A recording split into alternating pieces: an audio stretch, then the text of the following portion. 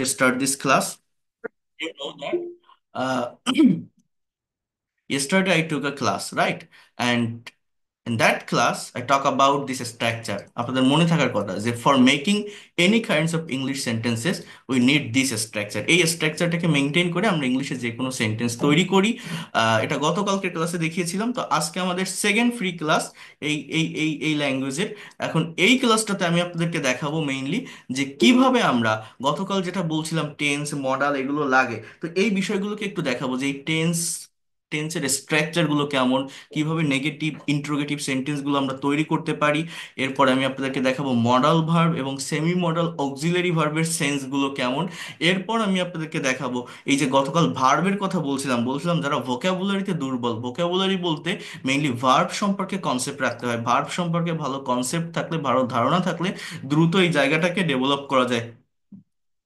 তো এই ভোকাবুলারি নিয়ে যারা প্রবলেম ফেস করেন, এই ভোকাবুলারি গল্পের মাধ্যমে লেখা যায়, মেমোরাইজ করার একটা ওয়ে আছে, সেটা কিভাবে করতে হয় আমি দেখাবো। এরপর এই টেন্স মডেল সেমি মডেলকে ব্যবহার করে প্র্যাকটিক্যালি কিভাবে ইংলিশে স্পিকিং করা যায় সার্টেন টপিকের উপর, সেটা দেখাবো। তারপরে আমি আরেকটা বিষয় দেখাবো কিভাবে আমরা, আমাদের মাদার টাং কি বাংলা, আপনি প্রাইমারি লেভেলে ইংলিশে যে কোনো কিছু লিখতে গেলে বা বলতে গেলে দেখবেন আপনার ব্রেনে আগে বাংলাটা চলে আসবে। তো কারেক্ট গ্রামার মেনটেন করে, কারেক্ট টাইম মেনটেন করে কিভাবে যে কোনো কিছু বাংলায় ভাবলে ইংলিশে আমরা কনভার্ট করতে পারি, ট্রান্সলেট করতে পারি ইনস্ট্যান্টলি, তার জন্য আমি একটা কনভারসেশন আপনাদের দেখাবো। এই কনভারসেশন আমরা দেখবো বাংলায়, কিন্তু আমরা ভাববো না, আমরা ইংলিশে কথাগুলো বলবো। যাই বাংলায় দেখি না কেন আমি ইংলিশে ইনস্ট্যান্টলি বলবো। তো সেইটা আমরা পারি কি না, যদি লাস্ট পর্যন্ত থাকেন আজকের এই ক্লাসটাতে, আপনার এই ল্যাঙ্গুয়েজটা সম্পর্কে আপনি যে কনসেপ্ট বা যে ধারণাটা পাবেন, একটা পেইড কোর্সে এক মাস ক্লাস করেও আপনি পাবেন না। আপনি এটা ক্লাস শেষে বলতে বাধ্য হবেন যে হ্যাঁ আপনি যেটা বলছেন এটা সত্যি। এটা শিখতে গেলে বা আমি যে কথাগুলো বলছি এগুলো নিতে হলে আপনার ধৈর্য থাকতে হবে, পেশেন্স থাকতে হবে, কারণ আমি একটু বেশি কথা বলি, একটু লং টাইম ধরে ক্লাস নেই, বাট যারা আমার সাথে থাকে, যারা লাস্ট পর্যন্ত থাকে, যাদের সত্যিকার অর্থে শেখার ইচ্ছা আছে তারা পারবে, এতটুকু আমি বলতে পারি। বিভিন্ন জায়গা থেকে ক্লাস দেখতে থাকলে কখনো ল্যাঙ্গুয়েজ ডেভেলপ করা যায় না। ভাষা শিখতে গেলে ধারাবাহিকতা মেনটেন করতে হয়। এই ল্যাঙ্গুয়েজ একটা চেইন অফ কমান্ড মেনটেন করে, অর্থাৎ এই ল্যাঙ্গুয়েজটা শিখতে গেলে আপনাকে আগে এটা জানতে হবে আমি কোন জায়গা থেকে শুরু করব, কোথায় শেষ করব, কোন টপিকের সাথে কোন টপিক কানেক্টেড। আমি এটা আগেও বলেছি, আপনি যদি ওয়ার্ড না পারেন আপনি সেন্টেন্স পারবেন না, সেন্টেন্স না পারলে টেন্স পারবেন না, টেন্স না বুঝলে ভয়েস বুঝবেন না। তো কোন টপিকের পর কোন টপিক পড়বো, আমি কোন টপিকের সাথে কোন টপিক রিলেটেড বা কানেক্টেড, এইটা জানা বা এটা বোঝা আমাদের অত্যন্ত জরুরি, অত্যন্ত দরকার। আচ্ছা, তাহলে আমরা এবার শুরু করি। দেখেন, মনোযোগ দিয়ে দেখার চেষ্টা করবেন। গত ক্লাসে আমি এটা দেখাইছিলাম যে একটা সেন্টেন্স বা বাক্য তৈরি করতে গেলে আমরা এই স্ট্রাকচারটা ব্যবহার করি। এরপর আমি আপনাদের দেখিয়েছিলাম যে এই স্ট্রাকচারটাকে মেনটেন করে যখন বাক্যগুলো আমরা লিখি, একটা বাক্য কিভাবে লং করতে পারি, লম্বা করতে পারি, কিভাবে একটা সেন্টেন্স বা বাক্যের মাধ্যমে এক্সট্রা ইনফরমেশন নিয়ে আসতে পারি অ্যাডভার্বিয়ালস এর ব্যবহার করে। অর্থাৎ আমরা যে ছোট ছোট সেন্টেন্স বা বাক্য তৈরি করতে অভ্যস্ত, সেই জায়গাটা থেকে কিভাবে বড় বাক্য তৈরি করতে পারি, এটা আপনাদেরকে আমি দেখিয়েছিলাম। এটা কিন্তু ফ্রি হ্যান্ড রাইটিং ডেভেলপ করার সব থেকে ইফেক্টিভ একটা স্ট্র্যাটেজি বা টেকনিক ছিল। যারা দেখেননি রেকর্ডটা দেখে নেবেন। এরপর কি বলছিলাম যে আমরা স্পিকিং করতে পারি না কেন, স্পিকিং এ মেইনলি প্রবলেমটা কোথায় ফেস করি, আমরা পারি না কেন, এর মেইন রিজনটা হচ্ছে আমরা সময়ের পরিবর্তন করতে পারি না, টাইমের পরিবর্তন। এই টাইমের পরিবর্তনের জন্য আমরা টেন্স শিখি। আমি আপনাদের একটা স্যাম্পল কনভারসেশন লিখেও দেখিয়েছিলাম। এই টেন্সটা মূলত কি, আমরা জানি টেন্স তিন প্রকার, প্রেজেন্ট, পাস্ট, ফিউচার। আবার এদের চারটা করে ভাগ আছে, indefinite, continuous, perfect, perfect continuous. তাহলে ইংলিশ ল্যাঙ্গুয়েজে টোটাল টেন্সের স্ট্রাকচার কয়টা, তিনে চারে 12টা। তাহলে 12টা স্ট্রাকচার যদি জানা থাকে, আমি কি বলছিলাম যে একটা পার্টিকুলার ভার্বকে 12টা ওয়েতে, 12 ভাবে, 12 দিকে নিতে পারবেন বা বলতে পারবেন। অর্থাৎ টেন্সের স্ট্রাকচারটা মূলত কি, এটাও আমি আপনাদের বলছিলাম যে টেন্সের স্ট্রাকচার হচ্ছে মূলত ভার্বের ফর্মের চেঞ্জ। এক একটা টেন্সের স্ট্রাকচারে এক এক ধরনের ভার্বের ফর্ম বসে আমাদের কথার পরিবর্তন, সময়ের পরিবর্তন হয়। এই জন্য টেন্স শেখার আগে আমাদের ভার্বের ফর্মটা শেখা জরুরি। এইখানে আমি 200টা ভার্ব দিছিলাম এবং আপনাদের এটাও আমি পাঠিয়ে দিয়েছি গ্রুপগুলোতে। আমি বলছিলাম এই ভার্বগুলো দুই ভাবে হয়, একটা হচ্ছে রেগুলার বা উইক ভার্ব, আর একটা হচ্ছে ইরেগুলার বা স্ট্রং ভার্ব। তো আমি আপনাদেরকে বলছিলাম যে এইগুলো হচ্ছে মোস্ট ইউজফুল 200 ভার্বস। অর্থাৎ আমরা আমাদের ডে টু ডে লাইফে বাংলায় বিভিন্ন কনভারসেশনে এই ভার্বগুলোকে আমরা ব্যবহার করি। বাট ইংলিশে এদের ওয়ার্ড মিনিং অথবা এই যে ফর্ম যেটাকে বলে কনজুগেশন অফ ভার্ব, এটাও বলছিলাম একটা ভার্বে টোটাল 5টা ফর্ম থাকে। এই ফর্ম সম্পর্কে কনসেপ্ট না রাখার কারণে বাংলা একটা কথা আমি ভাবতেছি, সেই টাইম অনুযায়ী ভার্বের ফর্মটাকে পুট করতে না পারার কারণে আমি ইংলিশ স্পিকিং করতে পারি না। অর্থাৎ টেন্স মূলত কি, টেন্সের স্ট্রাকচার মূলত কি, টেন্সের স্ট্রাকচার হচ্ছে মূলত ভার্বের ফর্মের চেঞ্জ। এই কথাগুলো আমি আপনাদেরকে গত ক্লাসে বলছিলাম। এবং এখানে আরেকটা কথা বলছিলাম যে শুধুমাত্র টেন্স শিখে, টেন্স দিয়ে আমরা একটা কথাকে জাস্ট 12টা ওয়েতে 12 ভাবে 12 দিকে নিতে পারবো বা বলতে পারবো। তো শুধুমাত্র টেন্স দিয়ে আমরা আমাদের মনের ভাবটাকে সম্পূর্ণরূপে প্রকাশ করতে পারি না। মনের হোল সেন্স বা থটটাকে সম্পূর্ণরূপে প্রকাশ করার জন্য এই টেন্সের পাশাপাশি আমাদের মডাল এবং সেমি মডাল ভার্বের ব্যবহার শিখতে হয়। এইগুলো আপনাদেরকে বলছিলাম, এই যে can, could, may, might, shall, should, will, would, এগুলোর ব্যবহার করতে পারলে আমরা আমাদের থট সেন্সটাকে আরো ব্রডেন্স করতে পারি, আরো বাড়াতে পারি। অর্থাৎ 12টা টেন্স, 18টার মতো মডাল সেমি মডাল ভার্ব আছে। যেটা আমি বলছিলাম যে 30টা স্ট্রাকচার হয়, 30টা স্ট্রাকচার মানে 30টা টাইম। একটা কথাকে, একটা পার্টিকুলার ভার্বকে আপনি 30 দিকে 30টা ওয়েতে 30 ভাবে নিতে পারবেন বা বলতে পারবেন। আর এইটা যদি আপনি পারেন, whatever you think in Bangla, you will be able to speak in English. এবং সেইটা সম্ভব কিনা আজকে আমি আপনাদেরকে দেখাই দিব। এবং এইটাকে মেনটেন করেই, এই বিষয়গুলোকেই প্র্যাকটিক্যাল স্পিকিং বলেন বা কনভারসেশন বলেন, এই জায়গায় অ্যাপ্লাই করে আমরা এই ল্যাঙ্গুয়েজটাকে ডেভেলপ করতে পারি, ল্যাঙ্গুয়েজে দক্ষ হতে পারি। কিভাবে সম্ভব সেটা? তাহলে আমি আগে একটু টেন্সের কাছে আসি, তারপর মরাল ভার্বের কাছে আসব। তারপর এই টেন্স এবং মরাল ভার্বকে মিলিয়ে আমরা স্পিকিং করব, প্রেজেন্টেশন দিব এবং কনভারসেশন প্র্যাকটিস করব। আরেকটা কথা, এই টেন্স বলি বা মরাল বলি, এগুলো মূলত কি, এগুলো হচ্ছে মূলত ভার্বের ফর্মের চেঞ্জ। এক একটা টেন্সের স্ট্রাকচারে এক এক ধরনের ভার্ব বসে কিন্তু কথার পরিবর্তন হয়। তো এই যে 200 ভার্ব আমি আপনাদেরকে দেখিয়েছিলাম, এই ভার্বগুলোকে মেমোরাইজ করার একটা ওয়ে আছে। অর্থাৎ গল্পের মাধ্যমে এই ওয়ার্ডগুলো দিয়ে আমরা বাক্য তৈরি করব, সেন্টেন্স তৈরি করব। এই সেন্টেন্সকে আমরা আবার একটা স্টোরি, একটা গল্পে পরিণত করব। দেখেন সেটা আমরা করতে পারি কিনা। আর এইভাবে যদি আপনি করতে পারেন, এটা আমার পেইড কোর্সের স্টুডেন্টদেরকে আমি অ্যাসাইনমেন্ট হিসাবে দেই। তো এইভাবে যদি আপনি করতে পারেন, অতি দ্রুত সময়ের ভিতর আপনি এই ল্যাঙ্গুয়েজটাকে ডেভেলপ করতে পারবেন। আমি এতটুকু আপনাকে বলতে পারি। এইভাবে যদি ভোকাবুলারি শিখতে পারেন, একবার যেটা আপনি শিখে নেবেন সেটা আর কখনো ভুলবেন না। এবং এটা সম্ভব কিনা, এটা পসিবল কিনা, আপনারা এখনই এখনই দেখতে পারবেন, বুঝতে পারবেন। তো প্রথমত আমি এই জায়গাটাতে আসি। আমি গতকাল আপনাদের 3টা সিম্পল টেন্সের কথা বলছিলাম, যেগুলিতে প্রেজেন্টেশনও দেখিয়েছিলাম। যেমন দেখেন, এখানে লেখা আছে স্টেপ 1 অ্যাফার্মেটিভ সেন্টেন্স। দেখেন এই শখটাতে কি বলছে, স্টার্টার। স্টার্টার মানে কি, সাবজেক্ট। মানে একটা কথা যখন বলা হয়, একটা কাজ যখন করা হয়, কেউ তো একজন করে, কেউ তো একজন বলে। অর্থাৎ একটা সেন্টেন্স বা বাক্যের, ট্রাই টু আন্ডারস্ট্যান্ড হিয়ার, একটা সেন্টেন্স বা বাক্যের সাবজেক্ট কি হতে পারে, এটাও গতকাল বলছিলাম যে সাবজেক্ট হতে পারে আই, অথবা উই, অথবা ইউ, বা হি, সি, দে, ইট, এরাই আমার সাবজেক্ট হয়। এই সাবজেক্টের পরে কিন্তু ভার্ব বসে। এবং আমি আপনাদের এটাও বলছিলাম, আপনি যদি সাবজেক্টের পরে ভার্বটাকে ইউজ করতে পারেন, অবজেক্ট বা এক্সটেনশনের যে জায়গাটা, সেটা অটোমেটিক্যালি চলে আসে। এবং এই জায়গায় আমার সময়ের পরিবর্তনটা কিভাবে হয় দেখেন, প্রেজেন্ট সিম্পল বা বি 1, আপনি যখন ভার্বের এই প্রেজেন্ট ফর্মটাকে ইউজ করছেন, তখন এটাকে আমরা প্রেজেন্ট ইনডিফিনিট টেন্স বলছি। পাস্ট সিম্পল বা বি 2, যখনই আপনি এই পাস্ট ফর্মটাকে ইউজ করছেন, তাকে আমরা পাস্ট ইনডিফিনিট টেন্স বলছি। আর শ্যাল বা উইল প্লাস বি 1, তখন আমরা এটাকে ফিউচারে নিয়ে যাচ্ছি। অর্থাৎ এটা হচ্ছে 3টা টাইম। প্রেজেন্ট সিম্পলের ডেফিনেশনটা কি, যে কোনো একটা কাজ রেগুলার ওয়েতে হয়, অ্যাজ ইউজুয়াল হয়, প্রতিদিন কেউ কোনো কাজ করে। পাস্ট সিম্পলটা কি, অতীতে কোনো একটা কাজ হয়েছিল। এখানে বাংলা ক্রিয়াপদে ল বা লাম থাকে। আমি করেছিলাম, গিয়েছিলাম, খেয়েছিলাম, এই কথাগুলো আমরা ডিসক্রাইব করতে পারি কিভাবে, জাস্ট ভার্বের পাস্ট ফর্ম বসিয়ে। মেইন ভার্ব বা প্রিন্সিপাল ভার্বের পাস্ট ফর্মটাকে আমাদের ইউজ করতে হবে। এরপর কি, ফিউচার সিম্পল বা বি 1, অর্থাৎ উইল প্লাস প্রেজেন্ট ফর্ম, অর্থাৎ ভবিষ্যতে আমি কোনো কাজ করব। ব বা বেন থাকে, যাবো, খাবো, পড়বো। যদি আমরা কম্পেয়ার করি, তিনটাকে একসাথেই কম্পেয়ার করে পড়তে হয়। অর্থাৎ একটা কথাকে বিভিন্ন টাইমে নেওয়া শিখতে হয়। এইটা আমরা নেই না, এটা আমরা পারি না বলেই এই ল্যাঙ্গুয়েজটাতে আমরা প্রবলেম ফেস করি। আমরা প্রবলেমটা কেন ফেস করি, আমি যখন প্র্যাকটিক্যালি কারোর সঙ্গে কমিউনিকেশন করতে যাচ্ছি, when you are going to make a conversation with someone or foreigner, you will make a you you are going to the communication with others people, you need to change your sense, you need to change your thought, you need to change your time. So how can you do that? You can do it by changing the forms of verb according to the structure of tense. For example, here you can see I write a letter, আমি একটা চিঠি লিখি। যখনই আমি রাইটের পরিবর্তে এই ওয়ার্ডটাকে use করছি, যে আই রোট এ লেটার, আমি একটা চিঠি লিখেছিলাম, I will write a letter, আমি একটা চিঠি লিখবো। আমি যখনই বলছি যে উই সিং আ সং, আমরা গান গাই, উই স্যাং আ সং, আমরা গান গেয়েছিলাম, we will sing a song, আমরা গান গাইবো।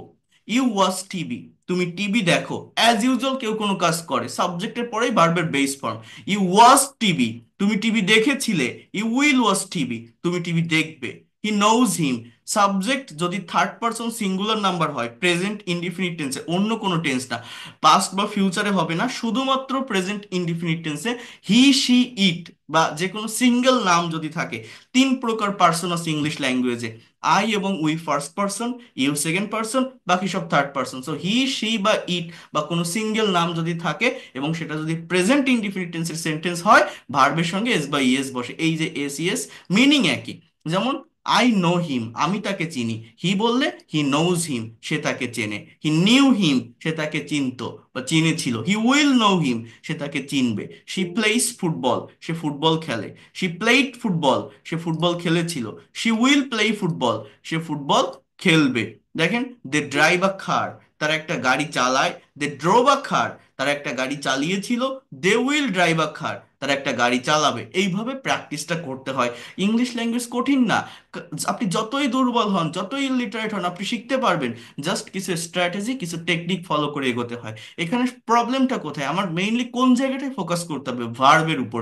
ভার্বের ফর্মের পরিবর্তনের মাধ্যমেই আমার সময়ের পরিবর্তন হয়ে যাচ্ছে। তাহলে দেখেন, আই ওয়াচ টিভি, আমি টিভি দেখি। আই ওয়াচ টিভি, আমি টিভি দেখেছিলাম। আই উইল ওয়াচ টিভি, আমি টিভি দেখবো। আই ড্রাইভ আ কার, আমি গাড়ি চালাই। আই ড্রোভ আ কার, আমি গাড়ি চালিয়েছিলাম। আই উইল ড্রাইভ আ কার, আমি গাড়ি চালাবো। তাহলে আমার এখানে তিনটা ইনডিফিনিট টেন্স কিন্তু শেষ। প্রেজেন্ট সিম্পল, একটা কাজ অ্যাজ ইউজুয়াল হয়, সাবজেক্টের পরে প্রেজেন্ট ফর্ম। পাস্ট সিম্পল, অতীতে কোনো কাজ হয়েছিল, ভার্বের past form. Future simple, will plus V one, ভবিষ্যতে কোন একটা কাজ হবে। তাহলে আমাদের 12টা টেন্সের ভিতর তিনটা শেষ। তিনটা শেষ না? শেষ। এবার দেখেন আমাদের আর 9টা আছে। এবার আমি যদি কন্টিনিউয়াস টেন্সের কাছে আসি, আমি আগে এটা একটু শেষ করি, তারপরে আমি এগুলোকে কিভাবে নেগেটিভ ইন্ট্রোগেটিভ করতে হয়, অর্থাৎ আমরা শুধু সেন্টেন্স এইভাবে রাখবো না, একটা সেন্টেন্স বা বাক্যকে কিভাবে negative, interrogative, W H word add করে ইন্ট্রোগেটিভ করতে হয়, এই বিষয়গুলো আমি দেখাবো। জাস্ট একটু ওয়েট করেন, আমি সবকিছুই দেখাবো আপনাদেরকে ইন ডিটেলসে। তো যে জায়গাটা নিয়ে কথা বলছিলাম, জাস্ট ওয়েট আ মিনিট, যে জায়গাটা নিয়ে কথা বলছিলাম, কোথায় ছিলাম? হ্যাঁ, এবার কন্টিনিউয়াস টেন্স গুলোতে যদি আমি একটু আসি, হ্যার ইউ ক্যান সি। আচ্ছা, তার আগে আমি একটা কথা বলে রাখি, কন্টিনিউয়াস মানে কি? কন্টিনিউয়াস মানে আমরা জানি চলমান। বর্তমানে কোনো একটা কাজ হচ্ছে বা চলছে বোঝালে তাকে আমরা প্রেজেন্ট কন্টিনিউয়াস বলি। অতীতে কোনো একটা কাজ হচ্ছিল বা চলছিল বোঝালে পাস্ট কন্টিনিউয়াস বলি। ভবিষ্যতে কোনো একটা কাজ হতে থাকবে বা চলতে থাকবে বোঝালে ফিউচার কন্টিনিউয়াস বলি। দেখেন, এগুলো আপনারা সবাই জানেন, যারা মোটামুটি ইংলিশ ল্যাঙ্গুয়েজটা চর্চা করে, ইংরেজি শেখে, শেখার চেষ্টা করে যাচ্ছে, তারা প্রত্যেকেই টেন্স সম্পর্কে ধারণা রাখে। এটা কম্পালসারি থিংস যে ভাষা শিখতে গেলে টেন্স শিখতে হয় বা টেন্স সম্পর্কে ধারণা রাখতে হয়। আমরা এটা শিখি। কিন্তু দেখেন, একটা কথা বলি, আমরা শুধু স্ট্রাকচার শিখে বসে থাকি, আমরা কখনো এগুলোকে অ্যাপ্লাই করি না আমাদের প্র্যাকটিক্যাল জায়গাগুলোতে। আমি কিন্তু আজকে সেইটাই করে দেখাবো। এই জন্য এই ইনডিফিনিট বলি, কন্টিনিউয়াস বলি, এইগুলোতে আমি খুব বেশি টাইম দিতে চাচ্ছি না। আমি মেইন জায়গাটায় যাব। মেইন জায়গা মানে আমাদের যে প্র্যাকটিক্যাল জায়গাটা আছে। প্র্যাকটিক্যাল জায়গা মানে আমাদের কনভারসেশন বা কমিউনিকেশনের জন্য আমার যে বিষয়গুলো প্রয়োজন, যে বিষয়গুলো দরকার, সেই জায়গাটা নিয়েই আমি মেইনলি কথা বলবো। তো আগে একটু দেখেন আমি কি বলছি, যে কন্টিনিউয়াস মানে চলমান। প্রেজেন্ট কন্টিনিউয়াস কি? বর্তমানে কোনো একটা কাজ হচ্ছে বা চলছে। পাস্ট কন্টিনিউয়াস, অতীতে কোনো একটা কাজ হচ্ছিল বা চলছিল। ফিউচার কন্টিনিউয়াস, ভবিষ্যতে কোনো একটা কাজ হতে থাকবে বা চলতে থাকবে। এখন দেখেন, এখানে একটা বিষয় আছে, একটা নোট লেখা আছে, সেটা হচ্ছে কিছু ভার্ব আছে। Feel, hear, fear, see, smell, desire, love, like, want, wish, belong, process, understand. এই যে ভার্বগুলো দেখছেন, এই ভার্বগুলো স্ট্যাটিক ভার্ব, ডাইনামিক না, চলনশীল না। এই ভার্বগুলো বাংলায় কন্টিনিউয়াস টেন্সে প্রকাশ পেলেও কখনো ইংলিশে কন্টিনিউয়াস টেন্সে লেখা যায় না। এই ভার্বগুলোর সঙ্গে আইএনজি ইউজ করা যায় না ফর্মাল রাইটিংয়ে। স্পিকিংয়ে বলা যায়, অতটা সমস্যা হয় না, কারণ স্পিকিং অতটা গ্রামার মেনটেন করে না, আপনার অপোজিট পার্সনটাকে আপনার ভাষা বোঝাতে পারলে হলো। বাট ফর্মাল রাইটিংয়ে এই বিষয়গুলোকে মেনটেন করতে হয়।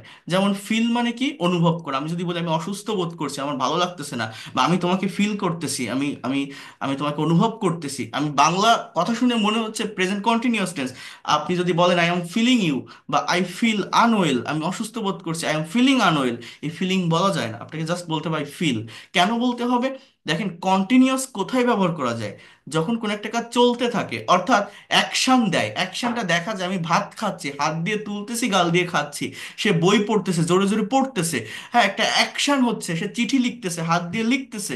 তো এরকম he is writing a letter, I am eating rice, he is reading a book, এগুলো কন্টিনিউয়াস টেন্স আমি বলতে পারি। কিন্তু আমি যদি বলি, মনে করেন আপনি একটা রাস্তা দিয়ে হেঁটে যাচ্ছেন, হাঁটতে হাঁটতে দেখছেন যে গাছে সুন্দর একটা পাখি বসে আছে, এখন আপনার পাশে একটা বন্ধুকে ডেকে বলছেন খুব সুন্দর একটা পাখি দেখছি বা দেখিতেছি, just I am sing a beautiful bird, I am Singh, এটা বলা যাবে না। কেন? এখানে কিন্তু আপনি কোনো কাজ করতেছেন না, পাখি পাখির জায়গায় আছে, গাছের ডালে বসে আছে, আপনি রাস্তার উপর দাঁড়ায় আছেন, আপনার চোখ আপনার কাছে, চোখ নিয়ে আপনি দৌড়াচ্ছেন না, অর্থাৎ কোনো কাজ হচ্ছে না, কোনো অ্যাকশন হচ্ছে না। তো এইখানে আপনি যদি বলেন I am sing a bird, it will be wrong. Just you have to say I see a bird. আমাদের 3 অক্ষরের একটা ম্যাজিক্যাল ওয়ার্ড আছে না, আমরা বলি না আমি তোমাকে ভালোবাসি, আই লাভ ইউ। মনে করেন একজনের সঙ্গে একজনের রিলেশন কন্টিনিউ চলতেছে, কেউ কি বলে আই এম লাভিং ইউ, আমি ভালোবাসতেছি? না, এটা তো মনের একটা ফিল, অনুভূতি, অনুভব। ভালোবাসা তো এইভাবে দেখা যায় না, কাজ করা বোঝা যায় না। So I love you, I love you, আমি ভালোবেসেছিলাম, আই উইল লাভ ইউ, ভালোবাসবো, কিন্তু আই এম লাভিং ইউ এটা বলা যায় না কখনো। তো এই ভার্বগুলোর সঙ্গে ওইভাবে আইএনজি ব্যবহার করা যায় না। এখন দেখেন, আমরা যদি কন্টিনিউয়াস টেন্সের যে শখটা আছে সেইখানে একটু আসি। আমি মূলত আপনাদেরকে দেখেন, ফ্রিতে কখনো ল্যাঙ্গুয়েজ ওইভাবে ডেভেলপ করা যায় না, বাট আমি এইখানে যে ক্লাসগুলো নিচ্ছি আমি মূলত দেখাচ্ছি ল্যাঙ্গুয়েজ শেখার ওয়েটা কি, এই ভাষার ভিতরে কি আছে, আমরা পারি না কেন। আর ছোট ছোট রুলস আর স্ট্রাকচার শিখে এটা প্লাস এটা প্লাস এটা এরকম হয়, এই দিয়ে হাজারো সেন্টেন্স করতে পারবেন, এইভাবে কখনো ভাষা ডেভেলপ করা যায় না। একদম অরিজিন জায়গাটা থেকে বুঝতে হয়, আমি সেটাই দেখাচ্ছি। আর একটু ওয়েট করেন, সবকিছু বলছি, খুলে বলছি। জাস্ট এগুলোকে শেষ করি, দেন আমি প্র্যাকটিক্যাল জায়গাটাতে আসবো। দেখেন, এটা হচ্ছে কন্টিনিউয়াস টেন্সের টেবিলটা। আমার সাবজেক্টের পরে অক্সিলারি ভার্ব থাকে, অক্সিলারি মানে হেল্পিং ভার্ব, তারপরে মেইন ভার্বগুলোর সঙ্গে আইএনজি, প্রত্যেকটা মেইন ভার্বের সঙ্গে আইএনজি এবং অবজেক্ট। আমি কি বলছি, সাবজেক্ট আর ভার্ব বসাতে পারলে এক্সটেনশন যেটা বা অবজেক্ট এটা অটোমেটিক্যালি চলে আসে। আর এখানে অক্সিলারি ভার্বগুলো কিভাবে হয়, প্রেজেন্ট কন্টিনিউয়াসে অ্যাম ইজ আর, এটা পার্সন ভেদে হয়ে থাকে। Past কন্টিনিউয়াসে Aja R, future কন্টিনিউয়াসে shall be বা উইল বি। আমরা শ্যালটাকে স্কিপ করে উইল বসাবো সব জায়গায়।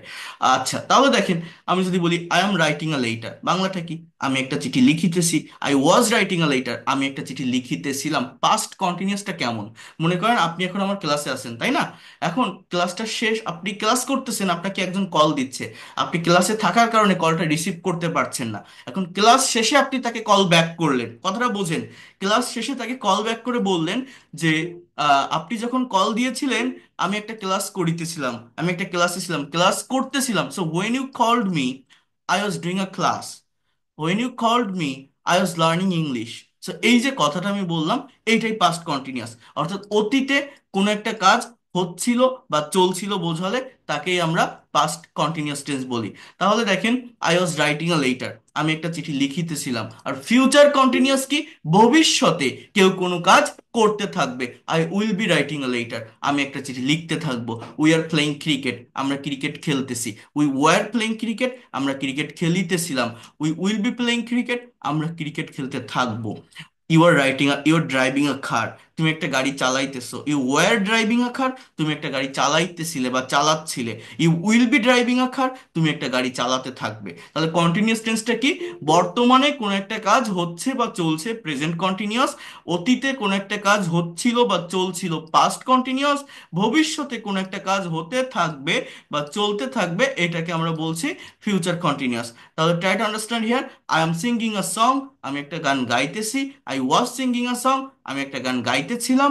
I will be singing a song, আমি একটা গান গাইতে থাকবো। এখন আমরা শুধু বাক্য এইভাবে তৈরি করব না, নেগেটিভ ইন্ট্রোগেটিভ করা শিখবো, সেটা একটু পরে আসতেছি।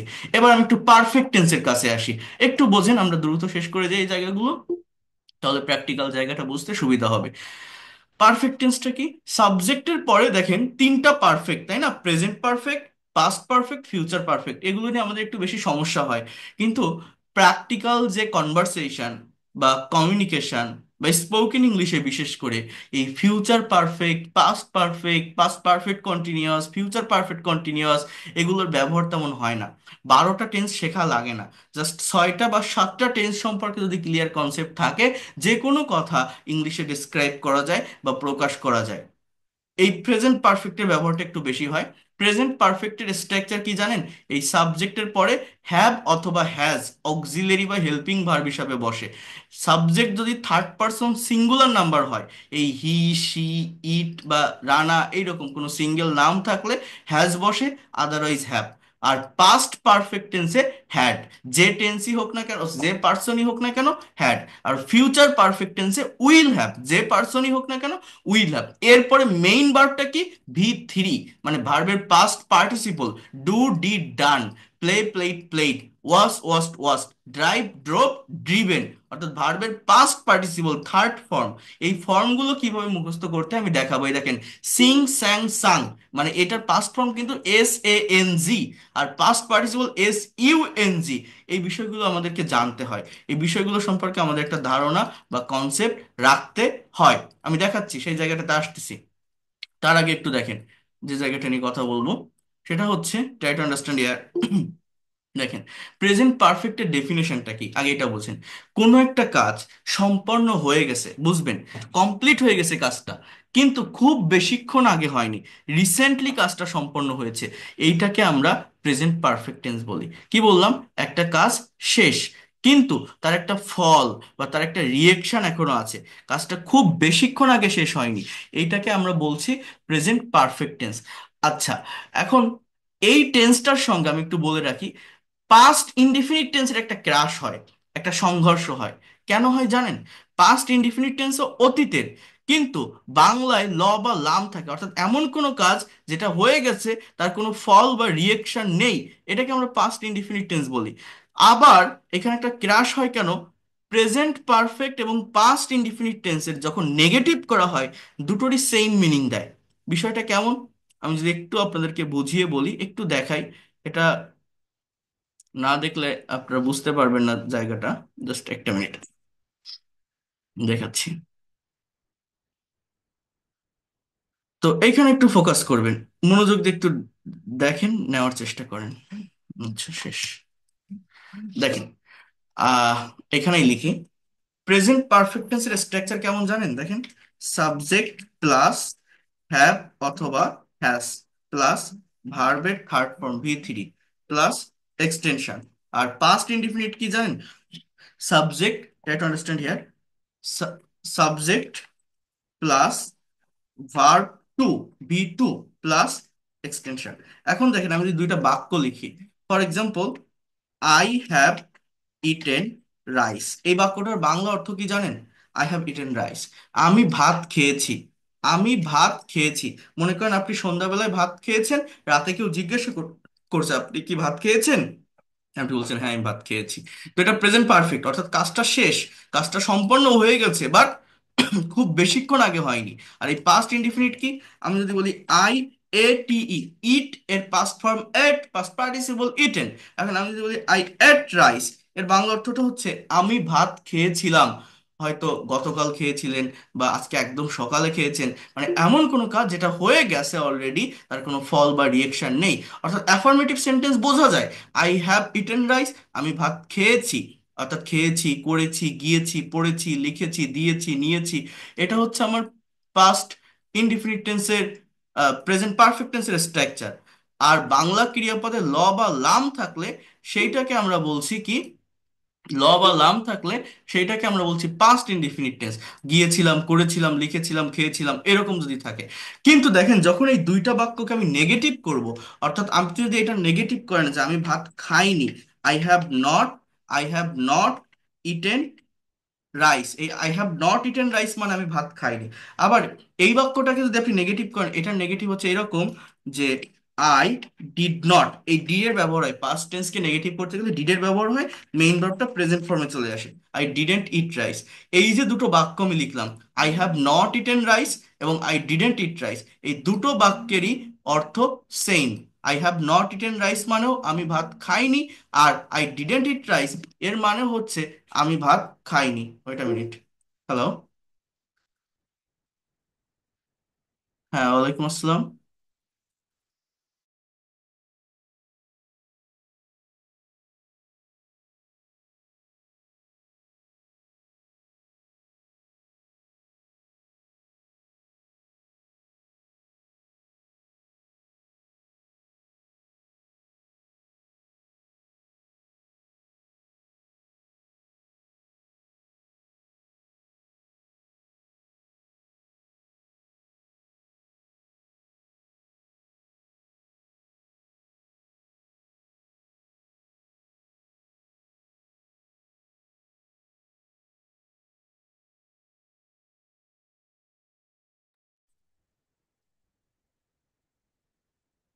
আচ্ছা, একটা মিনিট।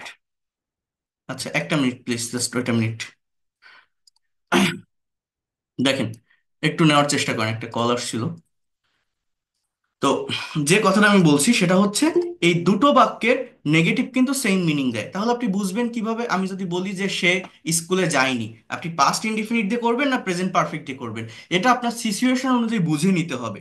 হ্যাঁ, যে একটা লোক যে বললো যে সে স্কুলে যায়নি, সে কি গতকাল যায়নি বা তার আগে যায়নি এই ধরনের কথা বলছে, বা একটু আগে যায়নি এই ধরনের কথা বলছে? এটা আপনার সিচুয়েশন অনুযায়ী আপনি ইউজ করবেন। যদি মনে হয় রিসেন্টলি কাজটা হয়নি, তাহলে পাস্ট প্রেজেন্ট পারফেক্ট দিয়ে করবেন। যদি মনে হয় যে না, অনেক আগের কোনো কথা এখানে বলা হচ্ছে, তাহলে পাস্ট ইনডিফিনিট দিয়ে বলবেন। এই জায়গাগুলোতে কিন্তু অনেকেই প্রবলেম ফেস করে, এই জন্য আপনাদেরকে দেখিয়ে নিলাম। তাহলে দেখেন, আমি প্রেজেন্ট পারফেক্টের ডেফিনেশন যেভাবে বললাম, আমরা যদি সেন্টেন্স তৈরি করি, I have done the work, Bangla কি? আমি কাজটা করেছি। আই হ্যাভ প্লেড ক্রিকেট, আমি ক্রিকেট খেলেছি। ইউ হ্যাভ ওয়াচ টিভি, তুমি টিভি দেখেছো। হি হ্যাজ ড্রিভেন এ কার, সে একটা গাড়ি চালিয়েছে। She has bought a pen, সে একটা কলম কিনেছে। হ্যাঁ। আহ, বা বা they have sold a bag, তারা একটা ব্যাগ বিক্রি করেছে। এই ধরনের একটা মিনিং আমার এখানে আসবে বা দিবে। এরপর দেখেন, আরেকটু বোঝার চেষ্টা করেন, আরেকটু মনোযোগ দিয়ে বিষয়গুলোকে নেওয়ার চেষ্টা করেন। এরপর যে বিষয়টা আসে, পাস্ট পারফেক্ট। এই যে পাস্ট পারফেক্ট, এটার ব্যবহার তেমন হয় না ইংলিশ ল্যাঙ্গুয়েজে। এবং এটা কেন হয় না জানেন? এর মেইন রিজনটা কি জানেন? এর মেইন রিজনটা হচ্ছে, পাস্ট পারফেক্টের যে কথাগুলো, সেগুলো পাস্ট ইনডিফিনিট টেন্স দিয়ে প্রকাশ করা যায়। যেমন দেখেন, আমি যদি বলি উই হ্যাড প্লেড ক্রিকেট, এই বাক্যটার বাংলা অর্থ হচ্ছে আমরা ক্রিকেট খেলেছিলাম। এখন আমি যদি হ্যাডটা উঠাই দেই, আমি যদি জাস্ট বলি উই প্লেড ক্রিকেট, এর মানেও হচ্ছে আমরা ক্রিকেট খেলেছিলাম। উই হ্যাড প্লেড ক্রিকেটের বাংলা অর্থ যেটা, উই প্লেড ক্রিকেট, এর বাংলা অর্থও সেইটা। তার মানে পাস্ট পারফেক্ট দিয়ে যে উত্তরটা, যে অর্থটা, যে মিনিংটা, যে টাইমটা প্রকাশ পাচ্ছে, পাস্ট ইনডিফিনিট টেন্স যে সেম টাইমটা প্রকাশ পায়, তাহলে আমি পাস্ট পারফেক্ট ব্যবহার করার দরকার কি? এই জন্য এটার ব্যবহার তেমন হয় না। আপনি যদি বলেন উই হ্যাড ওয়াচ টিভি, আমরা টিভি দেখেছিলাম, হ্যাড বাদ দিয়ে বলেন যে উই ওয়াচ টিভি, এর মানেও আমরা টিভি দেখেছিলাম, তাহলে পাস্ট পারফেক্ট বসানোর দরকার কি? এই পাস্ট পারফেক্টের ব্যবহার কোথায় হয় জানেন? যদি অতীতের দুইটা কোনো কাজকে মেনশন করা হয়, অর্থাৎ আলাদা দুটো ক্লজ থাকে, ক্লজ, আলাদা দুইটা সাবজেক্ট, দুইটা ভার্ব, সেখানে মানে দুটো কাজই অতীতের, যেটা বেশি আগে ঘটে সেইটাকে পাস্ট পারফেক্ট দ্বারা আইডেন্টিফাই করা হয়, যেটা একটু পরে ঘটে সেটাকে পাস্ট ইনডিফিনিট দ্বারা আইডেন্টিফাই করা হয়। এইভাবে ছাড়া পাস্ট পারফেক্টের ব্যবহার খুব বেশি হয় না। যেমন ওই যে প্রবাদ বাক্য আছে না, ডাক্তার আসার আগে রোগী মারা গেল, the patient had died before the doctor came. এরকম বিষয়গুলো, অর্থাৎ কোন কাজটা আগে হচ্ছে এখানে, রোগীটা আগে মারা যাচ্ছে, তো ওইখানে হ্যাড ডাইড, আর ডাক্তারটা একটু পরে আসছে, তো বিফোর দ্য ডক্টর কেম, কামের পাস্ট ফর্ম কেম, ওটা পাস্ট ইনডিফিনিট। এইভাবে ছাড়া পাস্ট পারফেক্টের ব্যবহার তেমন হয় না। ফিউচার পারফেক্টের ব্যবহারও তেমন হয় না। ফিউচার পারফেক্টটা কি? কোনো একটা কাজ কেউ করে থাকবে, হয়ে থাকবে, অনুমানের উপর থাকে, ভবিষ্যতে একটা কাজ হয়ে যাবে, হয়ে থাকবে, এরকম একটা সেন্স দেয়। বা একটা অনুমানের উপর থাকে, যেমন ঐতিহাসিক কোনো ব্যক্তিবর্গের নাম বোঝাতেও ফিউচার পারফেক্ট টেন্সের ব্যবহার হয়। এই দেখেন, তোমরা হয়তো হাজী মোহাম্মদ মহসিনের নাম শুনে থাকবে। You will have heard the name of Haji Mohammad Mohsin, ইতিমধ্যে সে কাজটি করে থাকবে। He will have done the work by main time, অর্থাৎ হয়তো কাজটা করে ফেলবে একটা সময়ের ভিতর। এইটাকে মূলত আমার ফিউচার পারফেক্ট টেন্স বলে। মনে করেন আপনি এখন বাজারে আছেন, এখন আপনি বাসায় আসবেন, আকাশে অনেক মেঘ হয়েছে, বৃষ্টি নামতে পারে।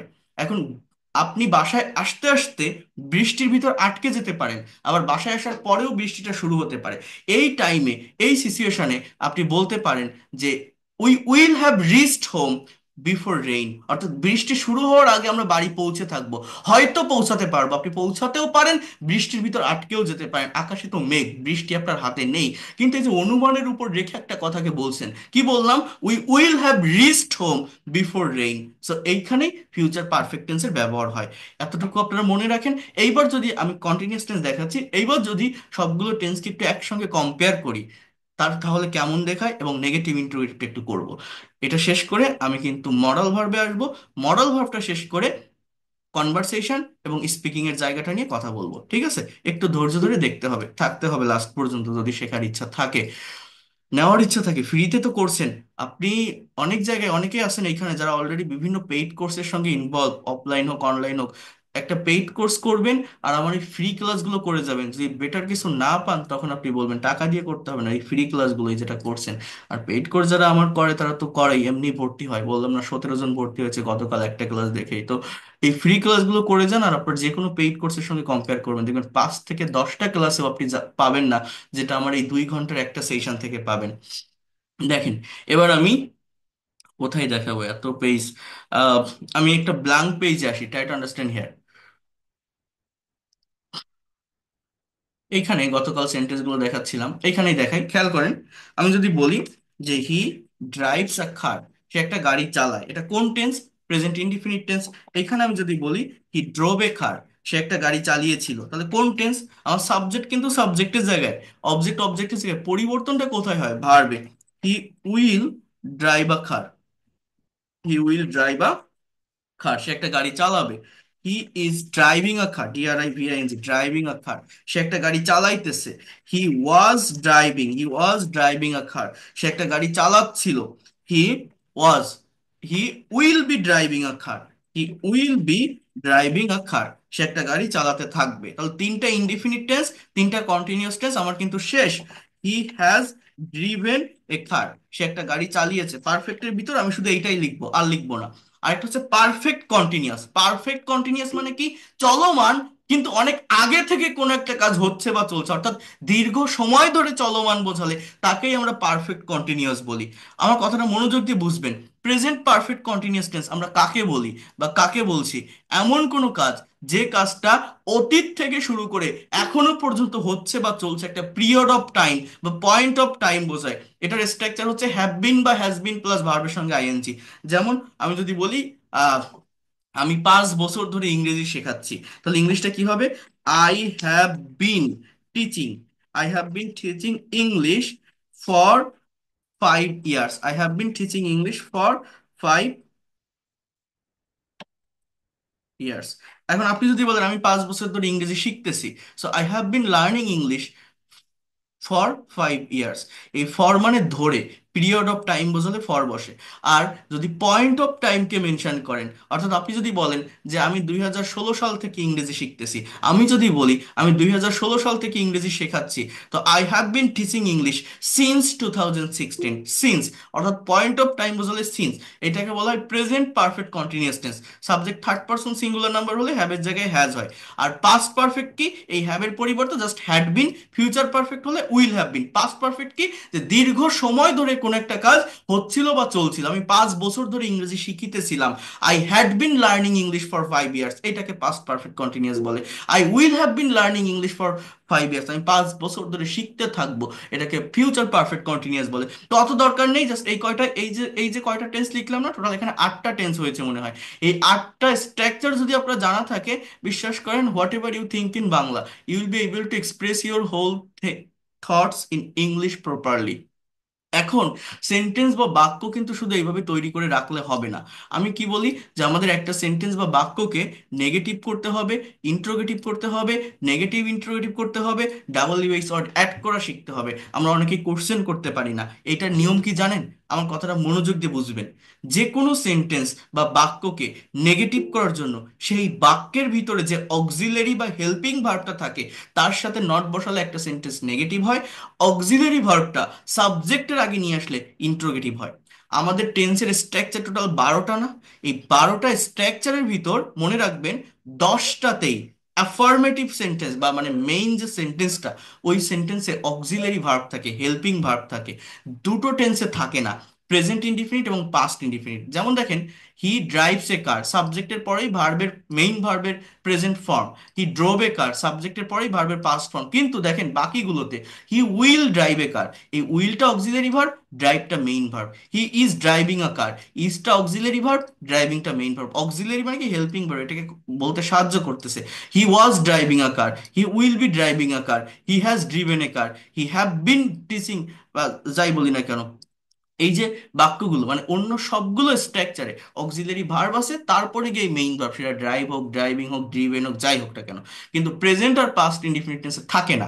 এটা কেন বলছি?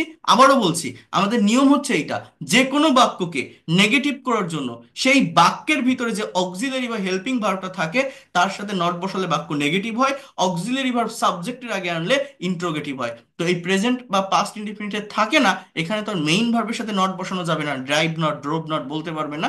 এখানে ডু, ডাজ, ডিডের ব্যবহার করতে হয়। প্রেজেন্ট টেন্সে ডু বা ডাজ বসে, পাস্ট টেন্সে ডিডের ব্যবহার হয়। ডাজ কখন বসে? Subject third person singular number হলে।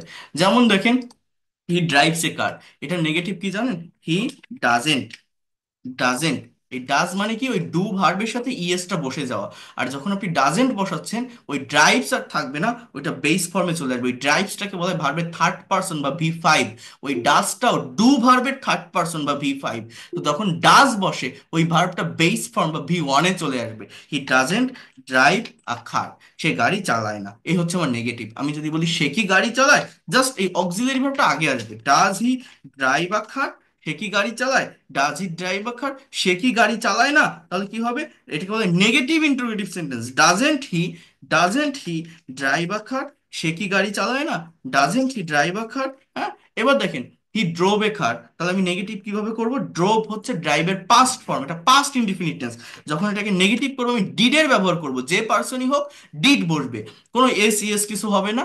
তো এই ডিডটা বসালে মেইন ভার্বটার পাস্ট ফর্মে থাকবে না। ডিড হচ্ছে ডু এর পাস্ট ফর্ম, ড্রোভ হচ্ছে ড্রাইভের পাস্ট ফর্ম, পরপর দুটো পাস্ট ফর্মের ভার্ব বসতে পারে না।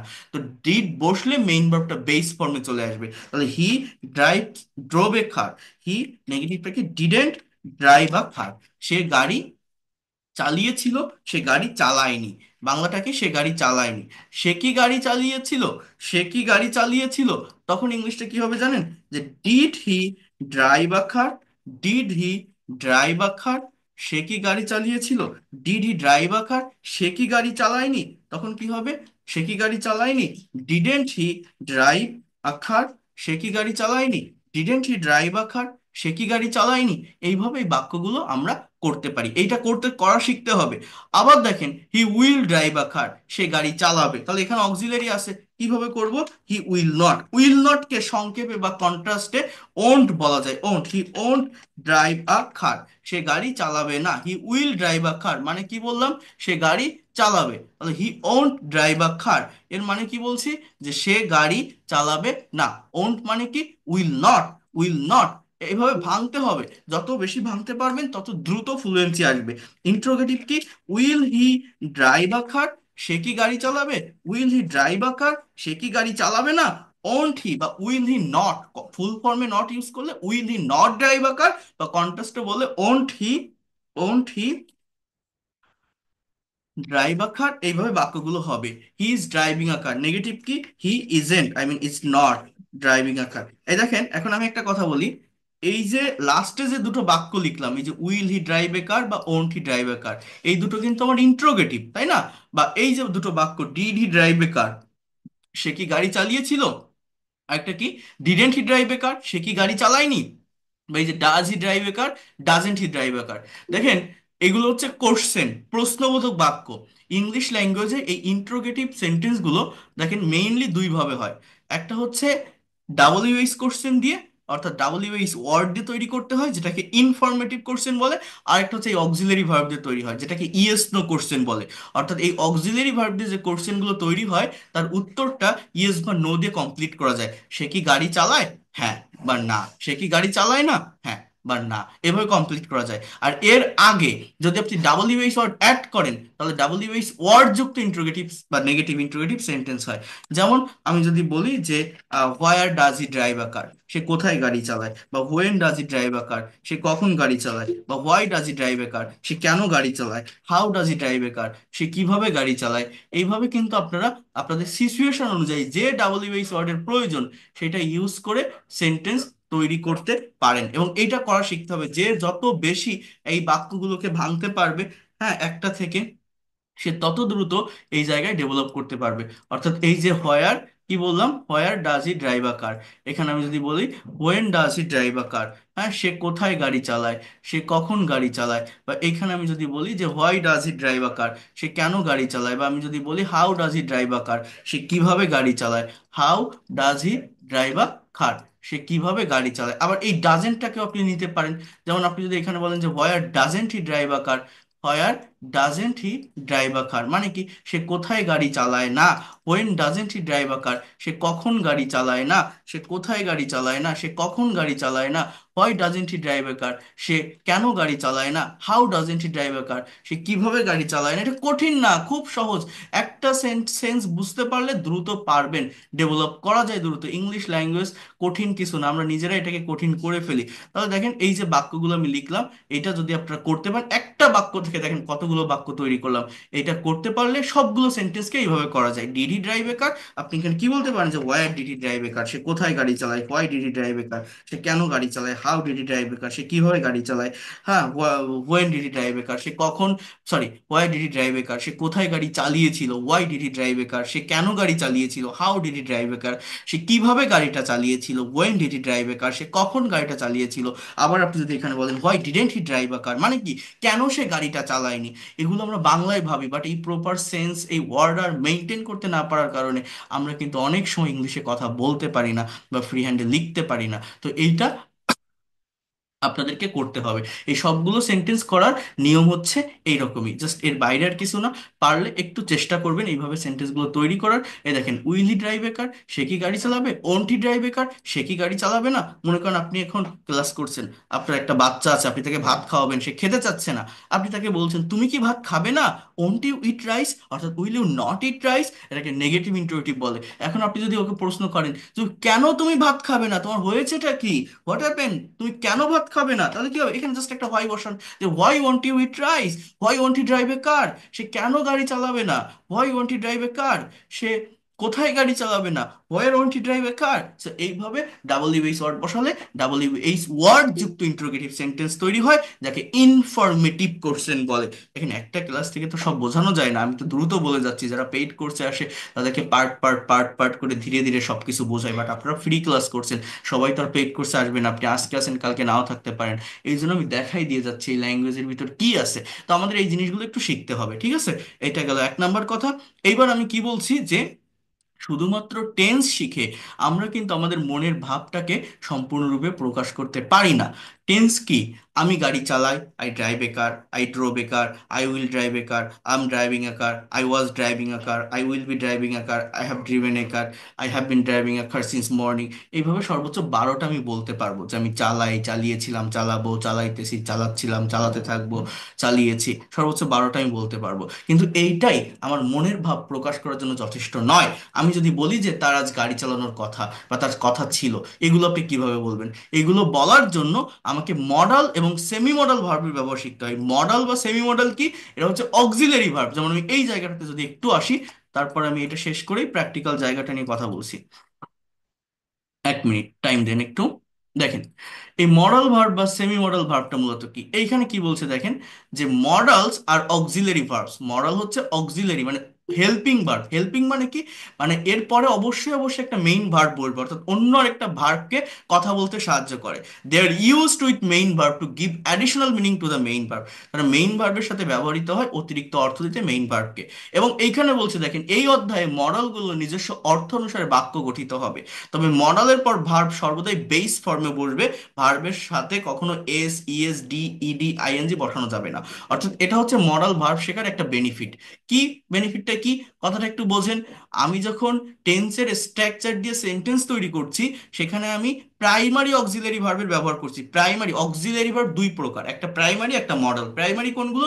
ওই am, is, are, was, were, have, has, had, do, does, did, এগুলোকে প্রাইমারি অক্সিলারি ভার্ব বলে। এগুলো কোথায় বসাই? টেন্সের স্ট্রাকচারে। তো টেন্সের স্ট্রাকচারে যখন এগুলো আমরা ইউজ করি, এদের পরে যে মেইন ভার্বটা বসে সেই ভার্বটার কিন্তু ফর্মেট চেঞ্জ হয়। এক একটা টেন্সের স্ট্রাকচারে আমরা কিন্তু এক এক ধরনের মেইন ভার্ব বসাচ্ছি, কোথাও D, ED, ING, S, ES এগুলো বসাচ্ছি। কিন্তু এই মডাল ভার্ব শেখার একটা সুবিধা হচ্ছে, মডাল এরা অক্সিলারি, এদের পরেও একটা মেইন ভার্ব বসবে, কিন্তু এখানে যে মডালই বসুক না কেন একটা বাক্যে, সেই মডাল পরে যে মেইন ভার্বটা থাকে সেই ভার্বের ফর্মের কোনো চেঞ্জ হয় না। সেটা ক্যান হোক বা কুড, মে হোক বা মাইট, শ্যাল হোক বা শুড, উইল হোক বা উড, মেইন ভার্বটা অলওয়েজ বেস ফর্ম বা রুট ফর্মে বসে। এটা কিন্তু মডাল ভার্ব শেখার একটা বেনিফিট, তাই না?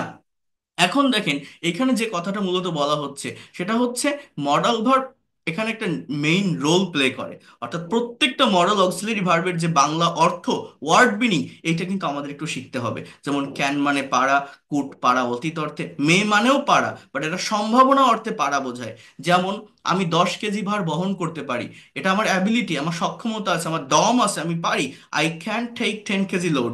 কিন্তু আমি যদি বলি যে আজ বৃষ্টি হতে পারে, এখানেও পারে বলছি, কিন্তু এটা একটা পসিবিলিটি। ইট মে রেইন টুডে। ইট মে রেইন টুডে। হ্যালো, একটা মিনিট। হ্যাঁ, ওয়ালাইকুম আসসালাম।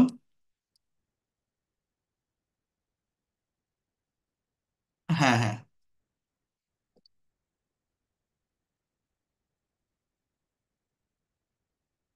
যে একটু পরে কথা বলছি।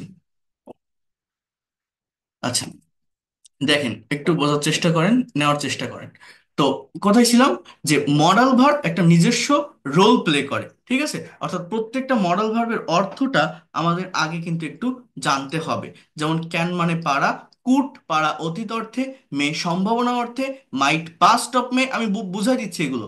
উড অতীত অভ্যাস অর্থে বসে, ইউজ টু এটাও অতীত অভ্যাস অর্থে বসে। আরেকটু আমি বলি, এই মডাল ভার্বগুলো অনেক বৈচিত্র্যময়, অর্থাৎ মডাল ভার্ব কিন্তু different kinds of meaning create করতে পারে। এবং প্রত্যেকটা মডাল ভার্বের উপর আমার কাছে কিন্তু আবার আলাদা আলাদা ডিটেলস ক্লাস আছে, আমি নিয়ে থাকি, এটা আপনাদেরকেও দেখাবো।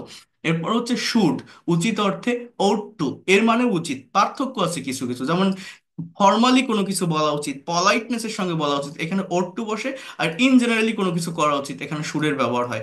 যেমন আমার আমার বই পড়া উচিত, আই শুড রিড বুক। আমার বাজারে যাওয়া উচিত, I should go to the market, এরকম।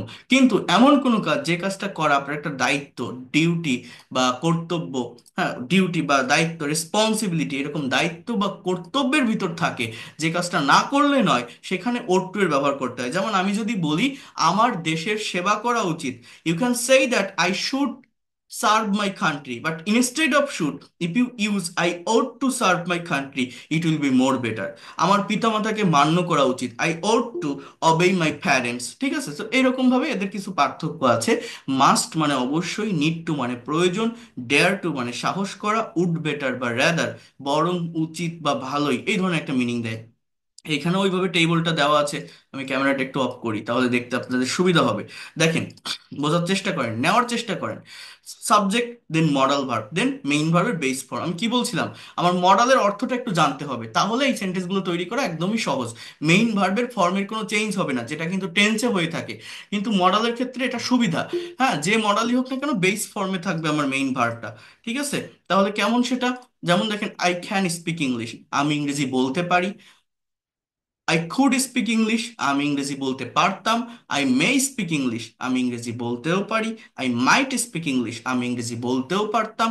অর্থাৎ ক্যান মানে পারা।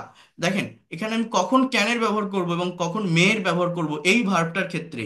আমি যখন বলছি যে আমি ইংরেজি বলতে পারি, কথাটা বুঝবেন। আমার অ্যাবিলিটি আছে, সক্ষমতা আছে, এই ল্যাঙ্গুয়েজের উপর আমার একটা স্কিল আছে, তাই আমি বলছি যে না, আমি এটা পারি। কিন্তু দেখেন, আমি আহ মেয়ের ব্যবহারটা কখন করছি? যখন আমি সম্ভাবনা বোঝাচ্ছি। যেমন আমি এখন আপনাদের সঙ্গে কথা বলছি না, আমি তো বাংলায় লেকচার দিচ্ছি, তাই না? এখন এই বাংলায় কথা বলতে বলতে আমি এখন আপনাকে বলছি, আমি তো এখন বাংলাতে লেকচার দিচ্ছি, আমি কিন্তু এখন ইংরেজিতে কথা বলতে পারি তোমাদের সামনে। অর্থাৎ হয়তো আমি এখন ইংলিশে কথা বলবো, অর্থাৎ বলার একটা পসিবিলিটি বা সম্ভাবনা আছে। So I can say that now I may speak English in front of you. Today, in this session, I'm going to talk about practical use of modal auxiliary verbs. So, modal verbs mainly express the possibility, probability, and ability in the sentences. And there is a benefit of learning modal auxiliary verb. When you are making sentences by using modal auxiliary verb, you don't need to add s, es, d, ed with the main verb. So, for learning this concept or for learning this topic, first of all, you should know the actual word meaning of modal auxiliary verb. And you have to know that modal verbs mainly create different kinds of meaning in the sentences. So we have to uh, know about every modal verbs in details. So এই যে কথাগুলো বললাম, এইখানে আমি যদি বলি যে আমি হয়তো কথা বলবো ইংরেজিতে, হয়তো বলতে পারি, তখন কিন্তু আমি এই মেই ভার্বটার ব্যবহার করতে পারি। তাহলে দেখেন, আই মাইট, এরপর আই শ্যাল স্পিক ইংলিশ, আমি ইংরেজিতে কথা বলবো। আই শুড স্পিক ইংলিশ, আমার ইংরেজিতে কথা বলা উচিত। আই উইল স্পিক ইংলিশ, আমি ইংরেজিতে কথা বলবো। আই উড স্পিক ইংলিশ, আমি ইংরেজিতে কথা বলতাম। I use to speak English, আমি ইংরেজিতে কথা বলতে অভ্যস্ত ছিলাম। ইউজ টু, অতীতে কোনো কাজের প্রতি অ্যাডিক্টেড থাকা, অভ্যস্ত থাকা। I ought to speak English, আমার ইংরেজিতে কথা বলা উচিত। আই মাস্ট স্পিক ইংলিশ, আমি অবশ্যই ইংরেজিতে কথা বলবো। I need to speak English, আমার ইংরেজিতে কথা বলা দরকার বা প্রয়োজন। I dare to speak English, আমি ইংরেজিতে কথা বলার সাহস করি বা সাহস দেখাই। এখানে দেখেন সেন্টেন্সগুলো দেওয়া আছে, কত সুন্দরভাবে সাজানো, এটা আপনারা পাবেন। I can speak English, I could speak English, just modal ভার্বের চেঞ্জ করলেই কথার চেঞ্জ হয়ে যাচ্ছে, সময়ের পরিবর্তন হয়ে যাচ্ছে, অর্থের পরিবর্তন হয়ে যাচ্ছে। এবার আমি যদি বলি নেগেটিভ ইন্টারোগেটিভ কিভাবে করবেন, খুবই সিম্পল। যেহেতু টেন্সের ক্ষেত্রে কি বললাম যে অক্সিলারি ভার্বের সাথে নট বসালে সেন্টেন্সটা নেগেটিভ, অক্সিলারি ভার্ব সাবজেক্টের আগে আনলে ইন্টারোগেটিভ। তো এখানেও এই যে can, could, may, might, shall, should, will, would, এরাও অক্সিলারি, তো এদের সাথে নট বসান, আপনি সেন্টেন্স নেগেটিভ হয়ে যাবে। এদেরকে সাবজেক্টের আগে নিয়ে আসেন, এটা ইন্ট্রোগেটিভ হয়ে যাবে। যেমন I can not speak English, আমি ইংরেজি বলতে পারি না। We couldn't write a letter, আমরা চিঠি লিখতে পারতাম না। You shouldn't draw a picture, তোমার ছবি আঁকা উচিত না। He wouldn't sing a song, সে গান গাইতো না। শি মাইটেন্ট প্লে ফুটবল, সে ফুটবল নাও খেলতে পারতো। কিভাবে বাক্যগুলো বলছি বুঝতে পারছেন? দেখেন, you can not draw a picture, তুমি ছবি আঁকতে পারো না। You couldn't draw a picture, তুমি ছবি আঁকতে পারতে না। অর্থাৎ মডাল ভার্বের অর্থটা জানলে এই সেন্টেন্সগুলোর অ্যাকচুয়াল মিনিং আমরা বের করতে পারবো। ঠিক আছে? এরপর কি, ইউ শুডেন্ট ড্র পিকচার, তোমার ছবি আঁকা উচিত না। You mustn't, I mean must not draw a picture, তুমি অবশ্যই ছবি আঁকবে না। I shan't go to Dhaka, আমি ঢাকা যাব না। হি ওন্ট ডু ইট, সেটা করবে না, মানে হি উইল নট ডু ইট। এইভাবে নেগেটিভটা হয়। ইন্ট্রোগেটিভটা কি, জাস্ট মডেলটাকে সাবজেক্টের আগে নিয়ে আসেন। যেমন ক্যান আই প্লে ফুটবল, আমি কি ফুটবল খেলতে পারি। Could we discuss about the matter, আমরা কি বিষয়টা আলোচনা করতে পারতাম। Would you swim in the river, তুমি কি নদীতে সাঁতার কাটতে। Must he draw a picture, সে কি অবশ্যই একটা ছবি আঁকবে। May she write a letter, সে কি একটা চিঠি লিখতে পারে। হ্যাঁ, তো এইভাবে আপনি যে মডেলের ব্যবহার করেন সেইভাবেই সেন্টেন্সগুলো তৈরি করতে পারবেন। যে কোনো একটা মডেল নেন, একটা সাবজেক্ট নেন, একটা মেইন ভার্ব নেন, সেন্টেন্স বা বাক্য আপনার অটোমেটিক তৈরি হয়ে যাবে। তো এই বিষয়গুলো আপনাদের একটু শিখতে হবে, তাহলে দ্রুত এই জায়গাটাকে আমরা ডেভেলপ করতে পারবো। দেখেন, could you speak in English, আমরা কি ইংলিশে কথা বলতে পারতাম। Can you speak in English, তুমি কি ইংরেজিতে কথা বলতে পারো। তো এইভাবে এই বাক্যগুলো আপনারা তৈরি করার চেষ্টা করুন। এখানে অনেক কিছু আছে, এটা ডিটেলস বোঝাতে গেলে অনেক সময় লেগে যাবে। তাহলে এইগুলো মডাল ভার্বের কথা। যারা গত ক্লাসে ছিলেন, আমি গত ক্লাসের পর আজকে সকালেই যে পিডিএফ ফাইলটা দিয়েছিলাম, সেখানে কিন্তু আমি দেখিয়েছিলাম আপনাদের যে মডাল এবং সেমি মডালকে ব্যবহার করে কিভাবে আমরা এই 30টা সেন্টেন্স বা বাক্য তৈরি করতে পারি। এই সেমি মডাল কোনগুলো, সেমি মডাল হচ্ছে আপনার এই M two, is to, R two, এখানে দেওয়া আছে দেখেন। মুক্তাকে রান্না করতে হয়, মুক্তা ইস টু কুক রাইস। তো এগুলো আপনারা একটু দেখে নিয়েন, আমি আপনাদেরকে দিয়ে দিব। এখন আমি যে বিষয়টা নিয়ে কথা বলবো, আমি কনভারসেশন এবং প্রেজেন্টেশনে আসবো। তার আগে যেটা নিয়ে আমি কথা বলবো সেটা হচ্ছে, কোথায় গেল, এই যে ভার্বের কথা বারবার আমি বলছি যে আমাকে ভার্ব শিখতে হবে, ভার্বের ফর্ম সম্পর্কে ক্লিয়ার একটা কনসেপ্ট রাখতে হবে। এই ভার্বের ফর্মগুলো মেমোরাইজ করার বা মুখস্থ করার একটা ওয়ে আছে, একটা টেকনিক আছে। সেইটা আমি আপনাদেরকে একটু দেখাবো। সেটা কি জানেন?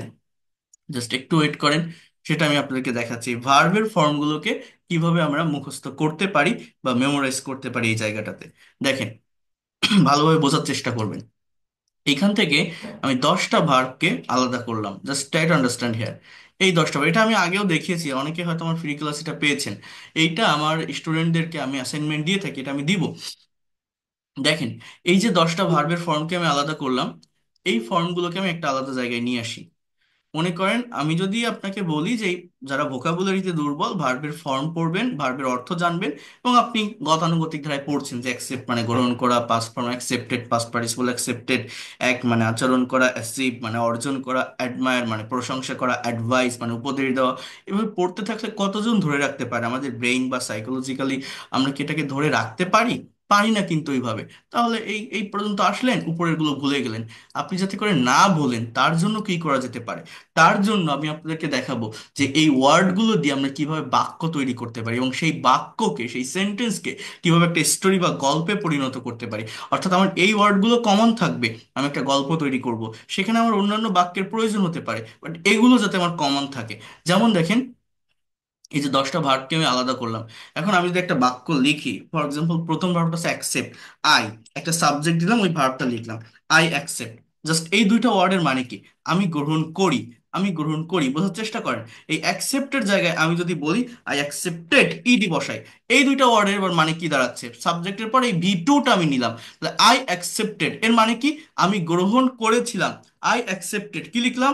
আমি গ্রহণ করেছিলাম। এবার দেখেন আপনি কি গ্রহণ করেছিলেন, ট্রাই টু আন্ডারস্ট্যান্ড হিয়ার। এবার আমি একটা অবজেক্ট বসাবো, যে কোনো থিমের উপর করতে পারেন, আমি এটা দেখিয়েছিলাম আপনাদের। আই অ্যাকসেপ্টেড হিজ প্রপোজাল, আমি একটা প্রস্তাব, আমি তার প্রস্তাব গ্রহণ করেছিলাম। কার প্রস্তাব? এবার এই বাক্যটা সম্পর্কে আমি একটা টপিক সেন্টেন্স লিখবো, একটা সাপোর্টিভ সেন্টেন্স আমি লিখবো। জায়গাটা বোঝেন, এটা খুবই ইম্পর্টেন্ট।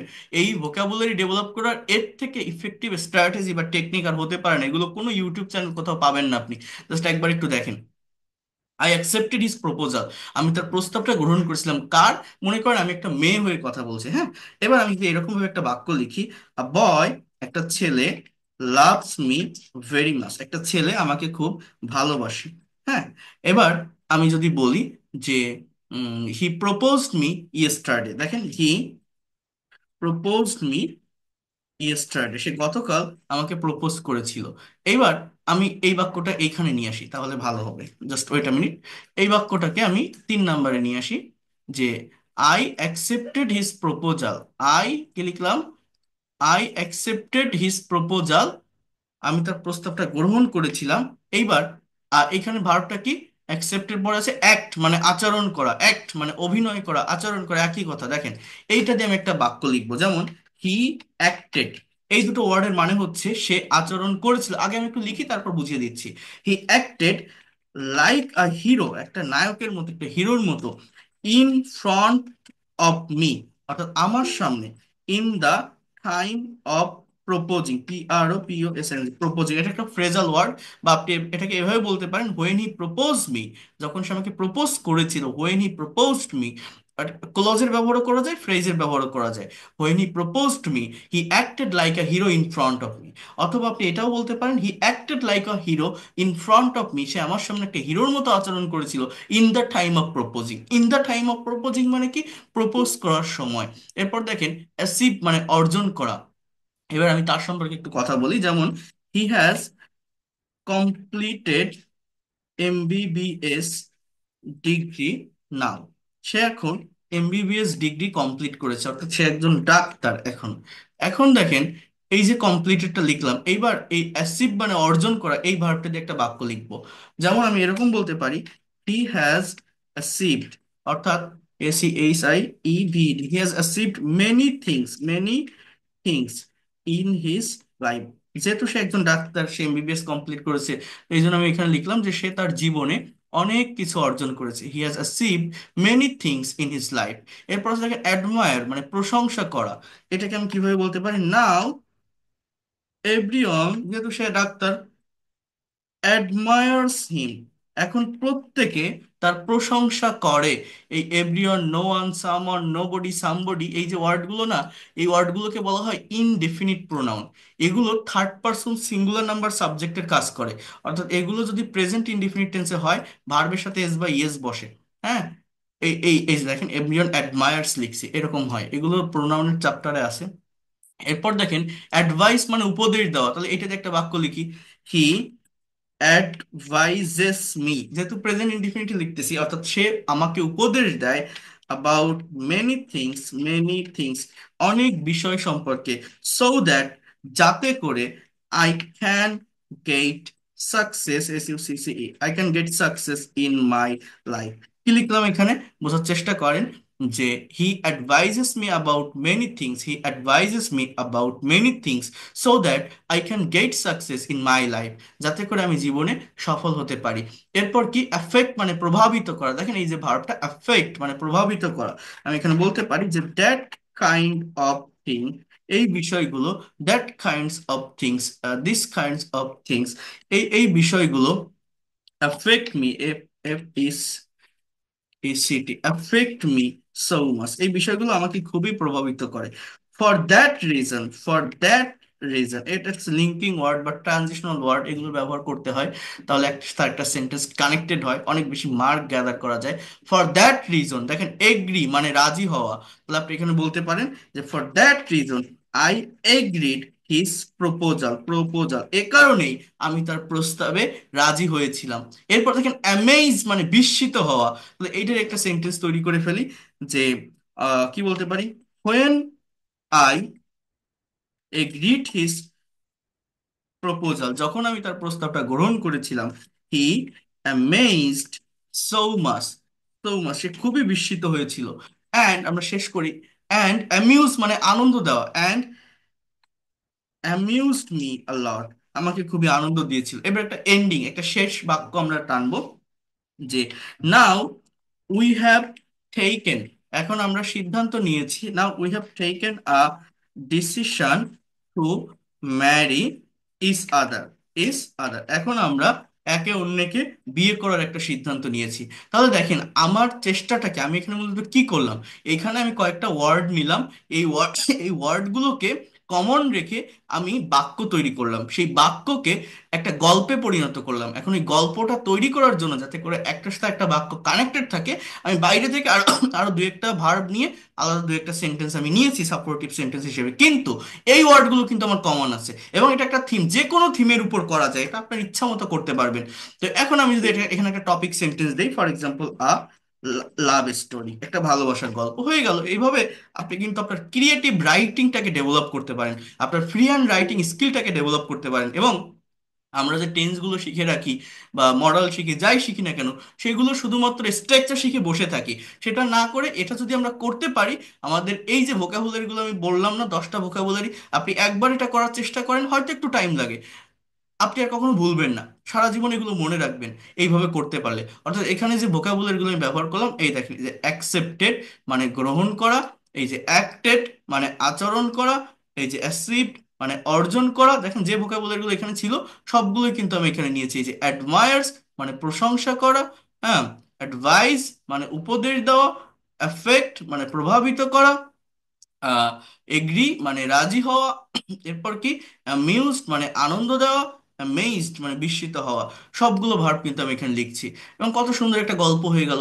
এইটা করতে পারলে কি হয়, টেন্সটা চর্চায় থাকে, রাইটিং এর জায়গাটাকে ডেভেলপ করা যায়, হ্যাঁ, এবং এই ভোকাবুলারি গুলো দ্রুত মেমোরাইজ করা যায় এবং মুখস্থ করা যায়। এরকম আপনি 10 দিন 10টা অ্যাসাইনমেন্ট দেন, 10টা গল্প লেখেন, আপনার রাইটিং ডেভেলপ হচ্ছে, একসঙ্গে 100টা ভার্ব আপনার ক্লিয়ার হয়ে যাচ্ছে।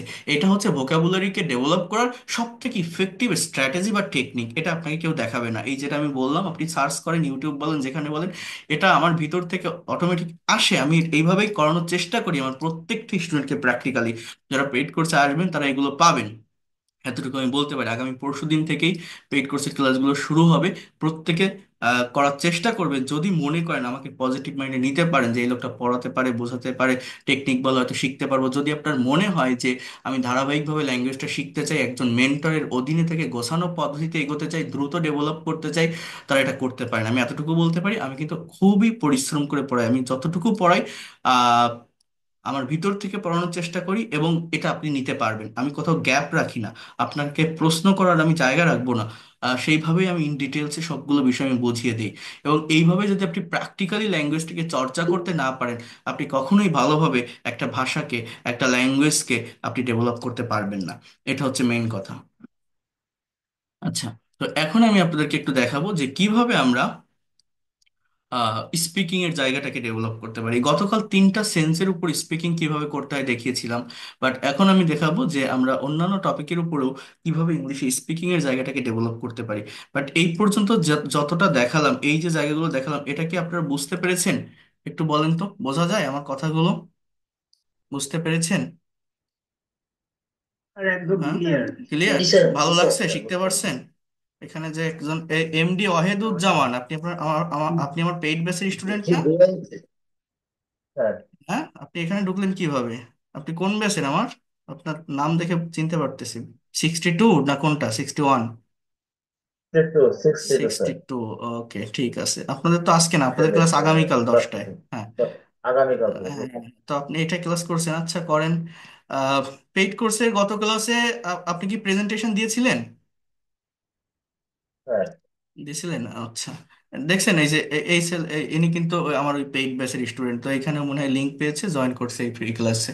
তো যাই হোক, তো আমি এতটুকু আপনাদেরকে বলতে পারি যে আপনি যদি ল্যাঙ্গুয়েজটা শিখতে চান, এই ভাষা শিখতে গেলে অবশ্যই অবশ্যই টু ওয়ে কমিউনিকেশনের প্রয়োজন। আমি যত ভালো শিখাই না কেন, যত ভালোই পড়াই না কেন, যত ভালো টিচারের কাছে আপনি যান না কেন, এটা এটা চর্চার বিষয়। অর্থাৎ ভাষা শিখতেছেন, এটা সায়েন্স না বা ম্যাথ না। টিচার পড়ালো, আমার আহামরি রকেট সায়েন্স, আমার ব্রেন লাগবে না। আপনি যত ইলিটারেট হন, যত অশিক্ষিত হন, যদি আপনার শখ থাকে, ডিজায়ার থাকে, ইচ্ছা থাকে যে না আমি শিখবো, আমার মন মানসিকতা আছে শেখার, তাহলে অবশ্যই অবশ্যই আপনাকে কি করতে হবে জানেন? Practice, practice, practice and practice. Practice makes a man perfect, যেটা আমি বারবার বলি। এবং এই প্র্যাকটিসটা কিভাবে করতে হবে? কারেক্ট কিছু টেকনিক, কিছু স্ট্র্যাটেজি মেনটেন করে। ইংরেজি ভাষা খুবই সহজ। English is a very straight language. আপনি পারবেন, আমরা পারি না কেন? আমরা নিজেরা এটাকে কঠিন করে ফেলি। আমরা বুঝি না যে অ্যাকচুয়াল ওয়েটা কি, অ্যাকচুয়াল যে গোল গোল বা অ্যাকচুয়াল যে টার্গেট, এই টার্গেটটাকে কিভাবে আমরা ইমপ্লিমেন্ট করতে পারি। ইমপ্লিমেন্ট মানে কি? বাস্তবায়ন করতে পারি। এইটা আমরা বুঝি না, না বোঝার কারণে আমাদের দিনের পর দিন, মাসের পর মাস, বছরের পর বছর যেতে থাকে, আমরাও ইংরেজি শিখতে থাকি, এই শেখাটাকে আমরা শেষ নামাতে পারি না। আমার কাছে অনেক স্টুডেন্ট আছে যারা বিভিন্ন গভর্নমেন্ট অফিসে জব করে, আমাকে বলে যে স্যার, আমার নামটা বলবেন না, আমি আমার ছদ্মনাম ব্যবহার করে ক্লাস করতে চাই। আমি মৎস্য প্রাণী সম্পদ মন্ত্রণালয়ের কর্মকর্তা। হ্যাঁ, আমি এই মন্ত্রণালয়ে থাকি। অনেকেই মানে তাহলে সে নিজের ভিতরে কতটা হীনমন্যতায় ভুগতেছে।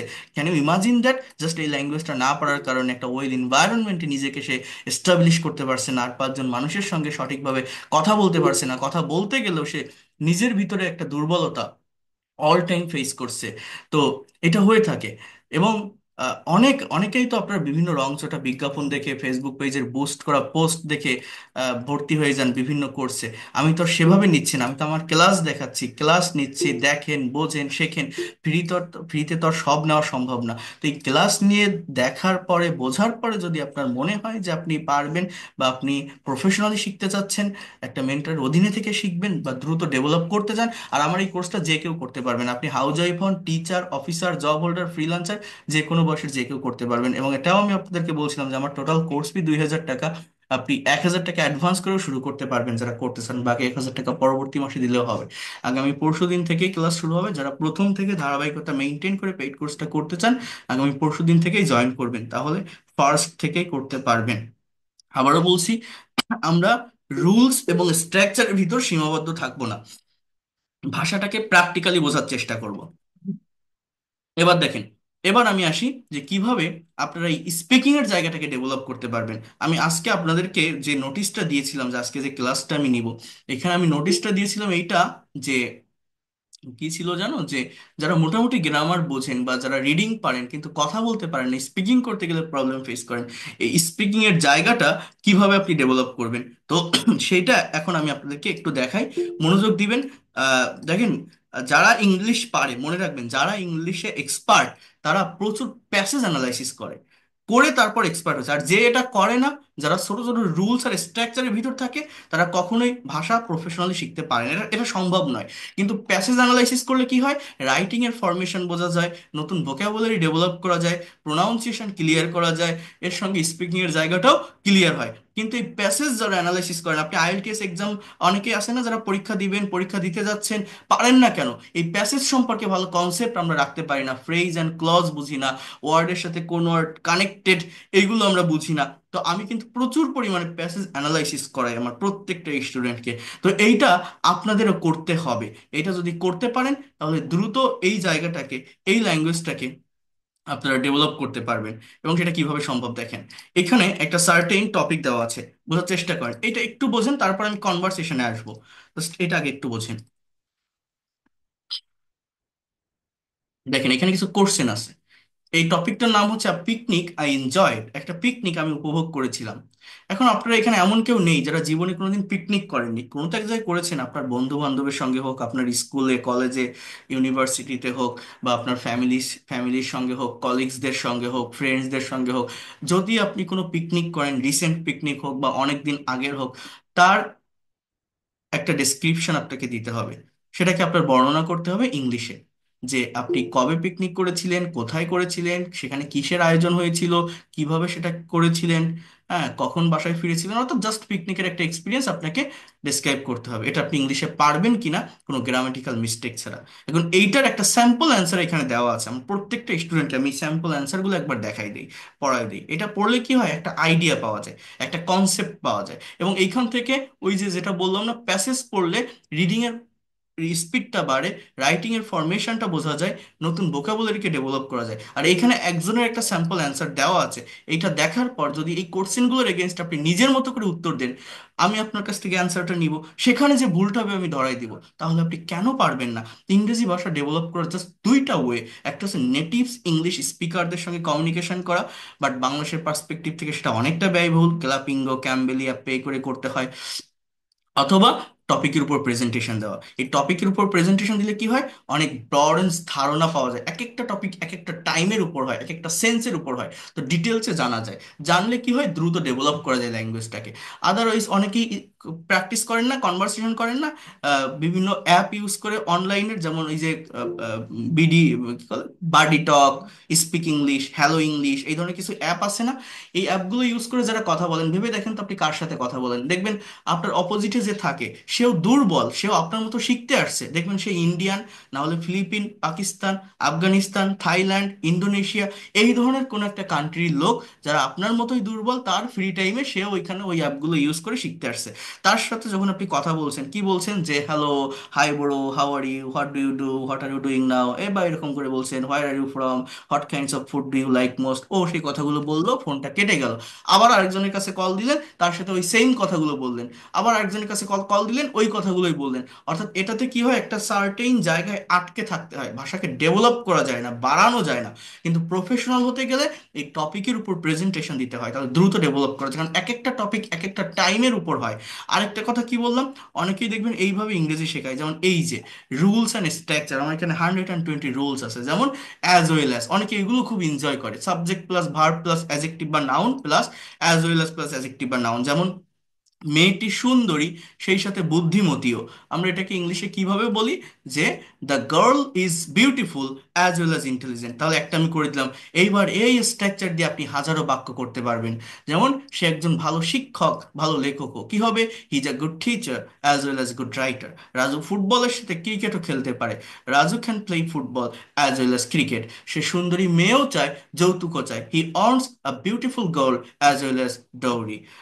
সে আমাকে আশ্রয় দিয়েছিল, সাথে খাদ্যও দিয়েছিল। তাহলে দিয়েছিল past tense, he gave me shelter as well as food. হ্যাঁ, গাছ আমাদের ফলও দেয়, ছায়াও দেয়, tree gives us fruits as well as shade. So এই যে আমি একটা করলাম, আপনারা আরোগুলো পারলেন। অনেকে এগুলো খুব এনজয় করে, কমেন্টে দেয়, বাট এইগুলো শিখে, এই ছোট ছোট রুলস আর স্ট্রাকচার শিখে ঘোড়ার ডিম ছাড়া কিছু হয় না। সার্টেন একটা জায়গায় আটকে থাকতে হয়। বিশ্বাস করেন আমার কাছে এগুলো আছে, বাট আমি ওইভাবে করাই না। মেইনলি ভাষা ডেভেলপ করতে গেলে এই যে যেটা বললাম না, এই প্যাসেজ অ্যানালাইসিস করতে হয়, অথবা এই কনভারসেশন গুলোকে যদি আপনি সলভ করতে পারেন, তাহলেও একটা ভালো ডেভেলপমেন্ট আসে। কিভাবে সেটা আমি দেখাচ্ছি। তার আগে এই ইয়েটা আমি একটু দেখাই। দেখেন এইখানে একজনের একটা স্যাম্পল অ্যান্সার দেওয়া আছে। আপনারা কি মানে এ, বিরক্ত হচ্ছেন, সময় দিতে পারবেন একটু? তাহলে আমি এটা একটু ডিটেলসে বুঝাবো, না হলে শর্টে বুঝাবো। সময় দিতে পারবেন যে জিনিসগুলো দেখাচ্ছি বা বলছি? জি জি, হ্যাঁ, পারবো জি পারবো। স্যার। ওকে, জি স্যার, জি স্যার, পারবো স্যার। ঠিক জি আছে। স্যার, পারবো। আচ্ছা, একটু থাকেন, হ্যাঁ। অর্থাৎ মানে হয়তো আরো 20-30 মিনিট আমি রাখবো আপনাদের, সেই জন্য আর কি বলছি।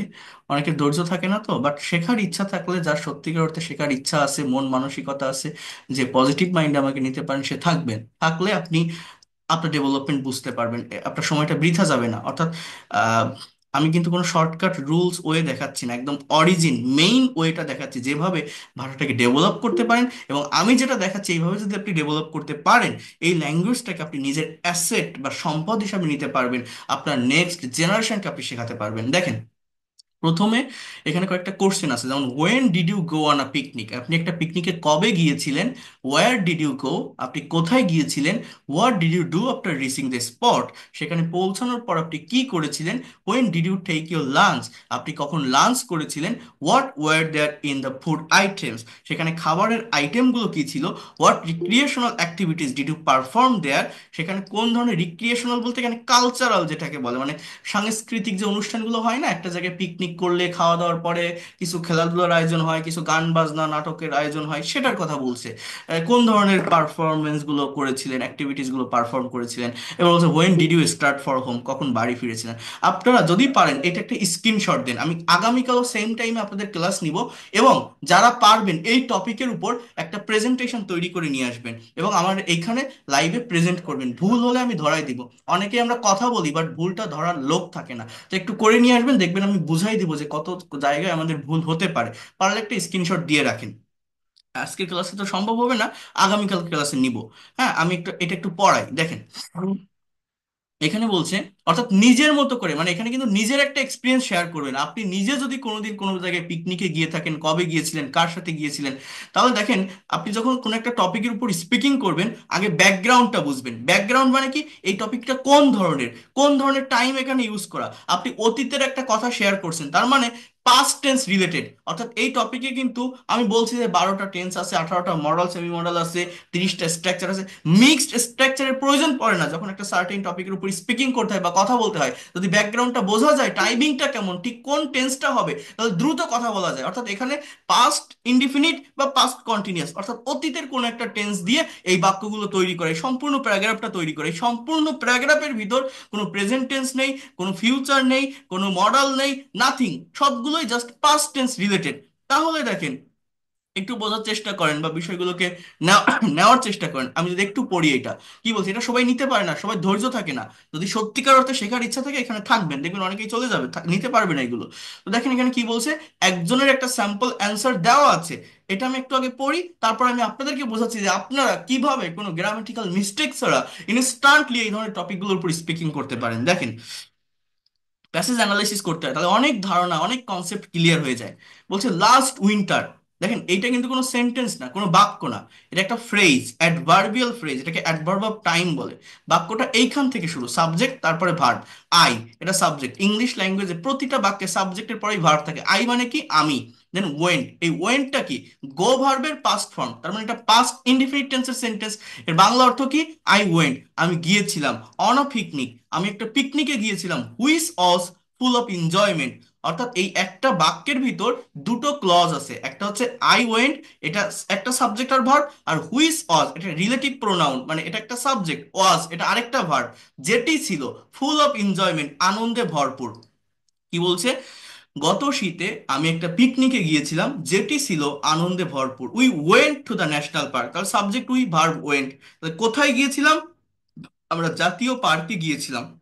সাম অফ মাই ক্লাসমেটস, আমার কিছু বন্ধুরা, এখানে সাবজেক্টটা কি, আমার কিছু বন্ধুরা। অ্যারেঞ্জ দ্য পিকনিক, পিকনিকের আয়োজন করেছিল। উই ওয়ার 15 ইন নাম্বারস, আমরা সংখ্যায় 15 জন ছিলাম।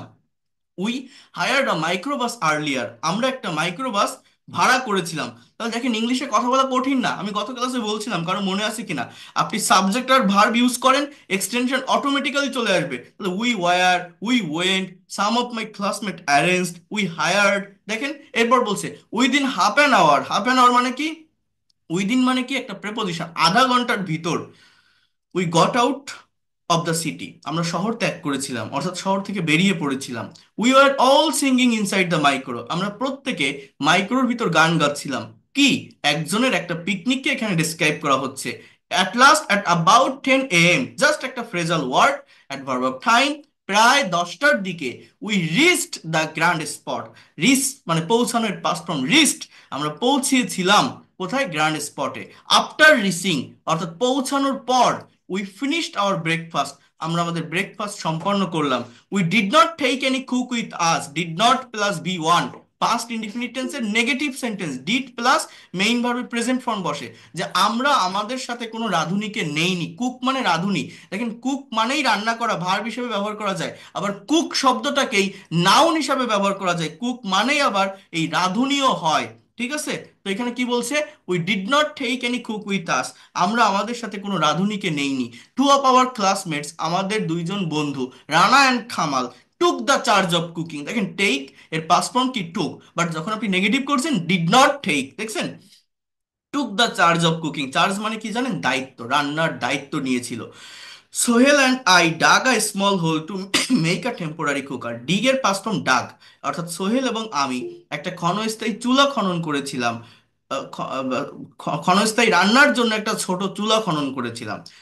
We all started helping Rana and Kamal, আমরা প্রত্যেকে রানা এবং কামালকে সাহায্য করা শুরু করেছিলাম। সাম অফ আওয়ার ফ্রেন্ডস, আমার কিছু বন্ধুরা, fetched water from nearby sources, কাছের উৎস থেকে পানি এনেছিল। আদার্স হেল্প টু প্রিপেয়ার, অন্যরা সাহায্য করেছিল প্রস্তুত করতে। Onion, garlic and other spices, অর্থাৎ পেঁয়াজ, রসুন এবং অন্যান্য মশলা। About half past one PM, half past one মানে কি প্রায় 1:30টার দিকে, 1:30, দ্য ডিশ ওয়াজ রেডি, খাবার রেডি হয়েছিল। Everyone felt quite hungry, feel, F double L, ফিলের পাস্ট ফর্ম কি, ফেল্ট, অর্থাৎ প্রত্যেকে খুবই ক্ষুধার্ত অনুভব করেছিল। I started serving the prepared food, আমি প্রস্তুতকৃত খাবার সার্ভ করা শুরু করেছিলাম। দেয়ার ওয়ে, সেখানে ছিল pulao, roast, beef, salad, etcetera. We finished our feast and retired to rest for about half an hour, আমরা আমাদের খাওয়া শেষ করেছিলাম, ফেস্ট মানে খাওয়া, ভোজন শেষ করেছিলাম, এবং আধা ঘন্টার জন্য, ফর হাফ অ্যান আওয়ার, আমরা একটু বিশ্রাম নিয়েছিলাম, রেস্ট নিয়েছিলাম। এবার কি বলছে দেখেন, এবার বলছে যে one of our friends recited a great poem of Jibanananda Das, আমাদের ভিতরে একজন বন্ধু, রিসাইট মানে আবৃত্তি করে, পাস্ট ফর্ম রিসাইটেড, আবৃত্তি করেছিল জীবনানন্দ দাশের একটা কবিতা, বিখ্যাত কবিতা। রিপন, প্রেজেন্টেড, প্রেজেন্ট মানে কি প্রস্তুত করা, প্রেজেন্টেড উপস্থাপন করেছিল। আর জোক অন আ ভ্রসিয়াস ইটার, একটা কৌতুক উপস্থাপন করেছিল। ভ্রসিয়াস মানে কি জানেন, পেটুক ব্যক্তি, খাদ্যরসিক ব্যক্তি, যাকে বলা হয় যে বেশি খায়। হ্যাঁ, ভ্রসিয়াস, দেখছেন ভোকাবুলারি ডেভেলপমেন্টটা এখান থেকে হয়। একজন খাদ্যরসিক ব্যক্তির মতো করে একটা জোক উপস্থাপন করেছিল। Suman, who's a good singer, Suman যে একজন ভালো গায়ক, presented two songs of Nazrul, নজরুলের দুইটা গান উপস্থাপন করেছিল মানে গেয়েছিল। We started for home at 5 p.m. After taking our tea, চা খাওয়ার পর 5টার দিকে আমরা বাড়ি রওনা হয়েছিলাম। We enjoyed the picnic most, আমরা খুবই উপভোগ করেছিলাম এই পিকনিকটা। And it is the really memorable day for me, এটা আমার জীবনের একটা স্মরণীয় দিন। এখন দেখেন, এখানে একজনের একটা স্যাম্পল অ্যান্সার ডেসক্রাইব করা। এবার আপনি কিভাবে কথা বলবেন, আপনি কিভাবে আপনার এক্সপিরিয়েন্সটাকে এখানে শেয়ার করবেন জানেন, দেখেন সাবজেক্ট আর ভার্ব আলাদা করে ফেলতে পারেন। আপনি কার সাথে গিয়েছিলেন, কোথায় গিয়েছিলেন, কবে গিয়েছিলেন, সেটা আপনি বসান কিভাবে। এই দেখেন একটা সাবজেক্ট নেন, বলছে যে প্রথম কোশ্চেনটা কি, যে ওয়েন ডিড ইউ গো, আপনি বসান যে আই, এবার ওয়েন, ডিড ইউ গো, আমার অ্যাফার্মেটিভ কি হবে, আই ওয়েন্ট, আমি গিয়েছিলাম কোথায়, আই ওয়েন্ট। এবার on a picnic, PICNIC, picnic. এবার আপনি একটা টাইম কি মেনশন করেন, যে last year, last month, in last week, যে কোনো একটা টাইমকে আপনি মেনশন করেন। আমার কথাটা বোঝেন? এবার আপনি আবার লেখেন যে আপনি কোথায় গিয়েছিলেন, তাহলে আই ওয়েন্ট টু, যে কোনো একটা জায়গার আগে টু প্রেপোজিশন বসাবেন। I went to the Sundarban, Cox's Bazar, Rangamati, Sylhet. হ্যাঁ, যে কোনো একটা জায়গাকে আপনি মেনশন করেন। এটা গেল আমার দুটো বাক্য। এবার বলছে what did you do after reaching the spot, এখানে আপনার যাওয়ার কাহিনীটাকে একটু আপনি ডিসক্রাইব করেন, যে আই, এবার কার সাথে গিয়েছিলেন। দেখেন এখানে অনেকে মি দেয়, বাট মি কিন্তু অবজেক্টিভ ফর্ম প্রোনাউনের, আই বসাবেন, আই। এবার অ্যালং উইথ, অ্যালং উইথ মানে কি জানেন, সাথে, অ্যালং উইথ এর পরিবর্তে টুগেদার উইথ, অ্যাকম্পানিড বাই, এই ওয়ার্ডগুলোকে ইউজ করা যায়, বা as well as. So I along with my friends, FRIENDS, আপনি যাদের সাথে গিয়েছিলেন, RIENDS, আপনি যাদের সাথে গিয়েছিলেন তাদেরকে মেনশন করেন। ফ্রেন্ডস বলতে পারেন, আপনি এখানে ফ্যামিলি বলতে পারেন, আপনি এখানে কলিগস বলতে পারেন, হাজবেন্ড বলতে পারেন, ওয়াইফ বলতে পারেন, যাই বলেন না কেন, যার সাথে গিয়েছিলেন আপনি সেটাকে ডেসক্রাইব করেন। I along with my friends, হ্যাঁ আমি সাথে আমার বন্ধুরা। এবার আপনি বলতে পারেন যে reached the bus station at that time, এই সময় আমরা বাস স্টেশনে পৌঁছেছিলাম। কি বলতে পারি? রিস্ট। রিস্ট মানে পৌঁছানো। The bus station at that time. আবার আপনি একটা সাবজেক্ট নেন যে উই, একটা সাবজেক্ট নিলাম, গেট ছিল না, গেটের পাশ নাম কি, গট আউট, আমরা শহর ত্যাগ করেছিলাম, we got out the city.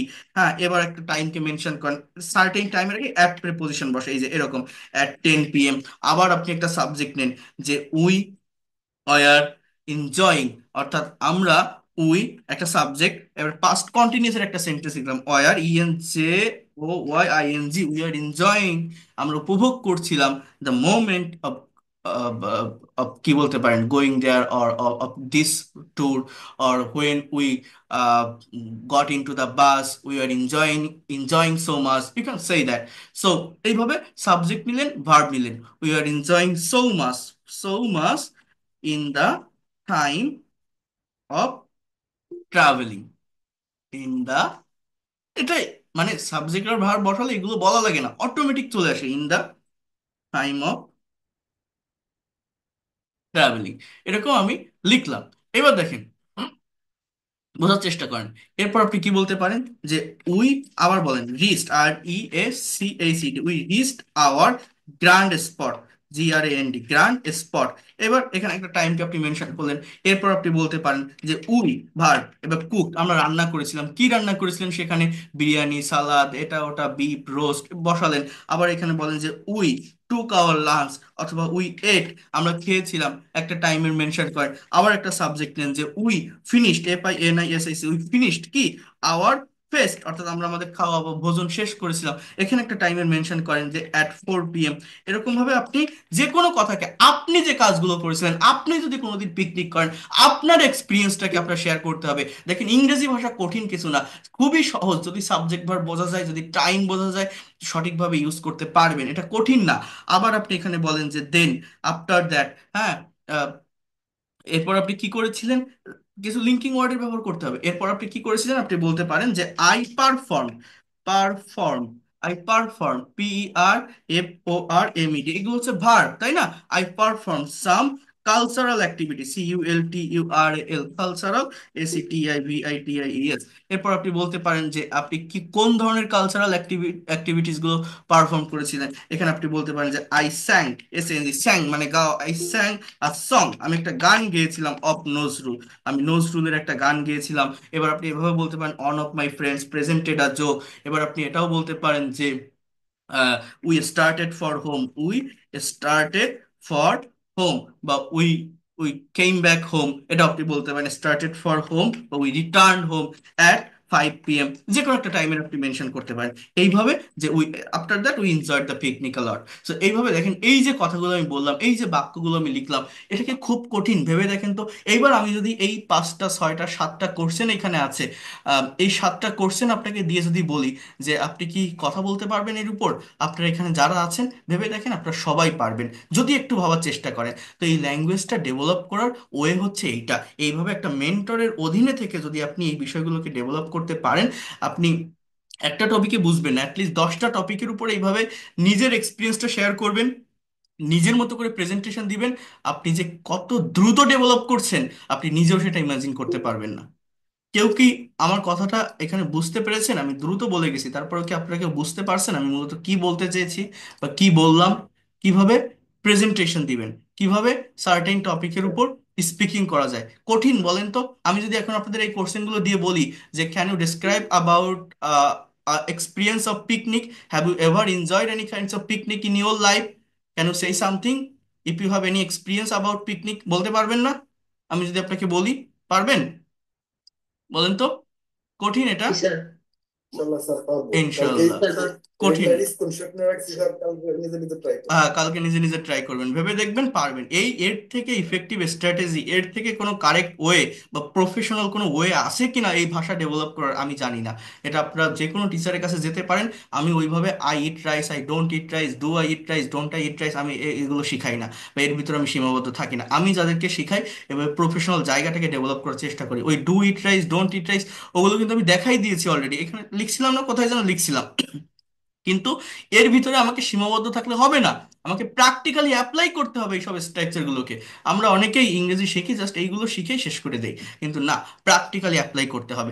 আর আমি কি বলছি, যে এক একটা টপিকের ব্যাকগ্রাউন্ড এক এক রকম। যেমন ওই যেটা দেখালাম যে পিকনিক আই এনজয়, এটা কিন্তু পাস্ট টেন্সের ছিল। কিন্তু আমি যদি আপনাকে এরকম একটা টপিক দেই, আমি যদি আপনাকে বলি যে can you say something in English that how can we keep in good health, আপনি কি ইংলিশে এটা বলতে পারবেন যে কিভাবে আমরা আমাদের ভালো স্বাস্থ্য ধরে রাখতে পারি? What do you mean by health, how can a man keep in good health, কিভাবে একজন মানুষ ভালো স্বাস্থ্য ধরে রাখতে পারে? তো এই কথাগুলোকে আপনি যখন ইংলিশে ডিসক্রাইব করবেন, এই টপিকের এগেইনস্টে আপনি যখন অ্যান্সার দিবেন, তখন কি ওই পাস্ট টেন্স দিয়ে বলতে পারবেন? ভেবে দেখেন পারবেন না। তখন আপনাকে কি করতে হবে জানেন? তখন আগে বাংলাটা বোঝেন, যে কিভাবে আমরা ভালো স্বাস্থ্য ধরে রাখতে পারি। তা আমি যদি এটা বাংলায় করি, বাংলায় কেমন হতে পারে, যে ভালো স্বাস্থ্য ধরে রাখার জন্য আমাকে এটা করতে হবে, এটা করা উচিত, এইভাবে জীবনযাপন করা উচিত, এই ধরনের খাবারগুলো খাওয়া উচিত, বা ব্যায়াম করতে হবে। হ্যাঁ, এটা এইভাবে যদি আমরা চলতে পারি, তাহলে ভালো স্বাস্থ্য ধরে রাখতে পারবো। তাহলে এই যে বাংলাগুলো বললাম না, এই বাংলার টাইমিংটা কেমন জানেন? এই যে করতে হবে, এর অর্থ হচ্ছে হ্যাভ টু, বা পারি এর মানে হচ্ছে ক্যান, বা উচিত এর মানে হচ্ছে শুড। অর্থাৎ এইগুলো আমার কোনো টেন্স দিয়ে আসবে না, এগুলো হচ্ছে অব্লিগেশন, মডাল বা সেমি মডাল অক্সিলারি ভার্ব, আদেশ উপদেশ, এই ধরনের একটা টাইমিং এখানে প্রকাশ পাচ্ছে। তো এই কিভাবে ভালো স্বাস্থ্য আমরা ধরে রাখতে পারি, ভালো স্বাস্থ্য ধরে রাখার উপায়টা কি, যখন আপনি এই কথাগুলো ইংলিশে ডেসক্রাইব করতে চাইবেন, তখন কিন্তু আর ভার্বের পাস্ট ফর্ম ইউজ করলে হবে না, বা প্রেজেন্ট ফর্মে হচ্ছে না, বা কন্টিনিউয়াস টেন্সে হচ্ছে না। তখন আপনাকে কি করতে হচ্ছে?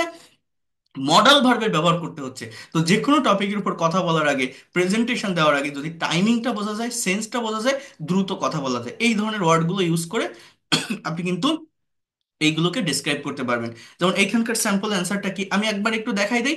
দেখেন দেখেন কত সহজ, আমরা আমরা নিজেরা কঠিন করে ফেলি গ্রামার শিখে, এটা ওটা শিখে।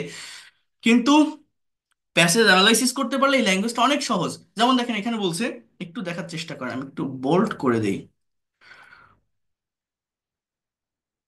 কি বলছে দেখেন, health is the greatest wealth in the life of a man. একজন মানুষের জীবনের সব থেকে বড় সম্পদ স্বাস্থ্য। In the importance of keeping in good health is practice, PRACTICED, এটা প্র্যাকটিস মানে চর্চিত হয়, in every walk of life, মানে ভালো স্বাস্থ্য ধরে রাখার গুরুত্ব জীবনের প্রতিটি ধাপে চর্চিত হয়। এইবার দেখেন এখানে কি বলছে, in order to keeping good health, ভালো স্বাস্থ্য ধরে রাখার জন্য first of all on needs to follow rules of health and cleanliness. It means that, এটার মানে এইখান থেকে আমার শুরু, খেয়াল করেন। এই যে হি এবং শি লেখা না, জাস্ট একটু বোঝেন 5 মিনিট, এরপর একটা কনভারসেশন প্র্যাকটিস করি, আমি শেষ করে দিব। জাস্ট এখানে একটু বোঝার চেষ্টা করেন, জাস্ট 5টা মিনিট দেখেন। In order to keep in good health, এই হি সি এর পরিবর্তে আপনি উই বসান, উই। এখানে লেখেন we must it a balance diet, অর্থাৎ আমাদের অবশ্যই একটা সুষম খাবার খেতে হবে। অ্যান্ড টেক প্রপার রেস্ট, আবার এখানে উই বসান। We should it in fixed time, আমাদের সঠিক সময় খাওয়া উচিত। We should it in fixed time.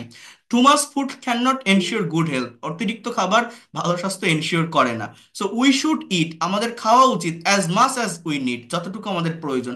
We should try our best to take fresh and formalin free foods. We must eat seasonal fruits and vegetable. We must go to bed early and rise early. Physical exercise plays a vital role in keeping good health. If we do not take part, একটা conditional sentence, যদি আমরা খেলাধুলাকে জীবনের অংশ করতে না পারি, if we do not take part in games and sports, we will not be physically sound. একটা ফার্স্ট কন্ডিশনাল, একটা প্রেজেন্ট ইনডিফিনিট টেন্স আছে নেগেটিভ, একটা ফিউচার ইনডিফিনিট টেন্সের নেগেটিভ সেন্টেন্স। যে খেলাধুলাকে যদি আমরা আমাদের পার্ট অংশ হিসাবে নিতে না পারি, আমরা শারীরিকভাবে সুস্থ থাকবো না। After that, one need to keep in mind that good health does not mean only physical health. Health means the soundness of body, মানে কি শরীরের সুস্থতা, as well as the soundness of mind, সাথে মনের সুস্থতাও। Without having a sound mind, অর্থাৎ একটা সুন্দর মন থাকা ছাড়া, we can not concentrate our study or work. The rules of hygiene plays a vital role in keeping good health. We must wash our body every day with soap and put on clean clothes. We should not use the towels and clothes of others before having anything, মানে কোনো কিছু খাওয়ার আগে we should wash our hand. এই যে sentence গুলো আপনারা দেখছেন, সাবজেক্টের পরে যে ভার্বটা আছে, এটা কি? শুড আছে, ক্যান আছে, মাস্ট আছে, উইল আছে। এইটা আমাকে বুঝতে হবে। তার মানে এটা মডাল ভার্ব দিয়ে বাক্যগুলো করা। অর্থাৎ দেখেন এটা কতটা সহজ। এবার আমি যদি এটা এখন ঢেকে দেই, আমি যদি আপনাকে বলি যে বলেন তো এই টপিকের উপরে কথা বলেন তো, পারেন কিনা? দেখেন আপনি পারবেন। মনে করেন আমি রাখলাম না, এবার আমি আপনাকে বললাম যে বলেন তো how can we keep in our good health, কি বলতে পারেন? 5টা সেন্টেন্স বলেন, না দেখে বলেন, আয়নার সামনে দাঁড়ায় বলেন যে for keeping in good health we should eat balance diet, we should take fresh and formalin free foods, we have to play some outdoor games. If we do not take part games and sports in our life, we will not be physically sound. দেখেন আমি তো একবারই পড়েছি, আমার কিন্তু মনের ভিতরে এটা এসে গেছে। এবার কি বলতে পারি? But we have to remember that only physical health doesn't ensure the whole soundness of body and mind.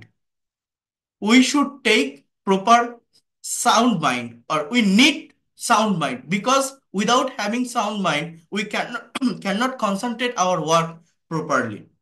As well as we have to maintain some hygienic rule. We should wash our hand every day with soap. We should wash our body also every day with soap. We should not use others towel and cloth. If we maintain that rules, we can be able to keep in good health. আমার শেষ। কঠিন এটা? কঠিন না। কি বলবেন? We should eat balance diet, we should take formalin free foods, we have to we have to eat, you can say that, ওখানে কি ছিল আরেকটা? Balance diet, formalin free foods. Just আইডিয়াগুলোকে আপনার জেনারেট করতে হবে। উই হ্যাভ টু ইট, এখানে ছিল, কই গেল সেন্টেন্সটা? এই যে একটা বাক্য যে we have to it in fixed time, আমাকে একদম সঠিক সময় খেতে হবে। উই হ্যাভ টু ইট, এই যে এই আরেকটা sentence, seasonal fruits and vegetable.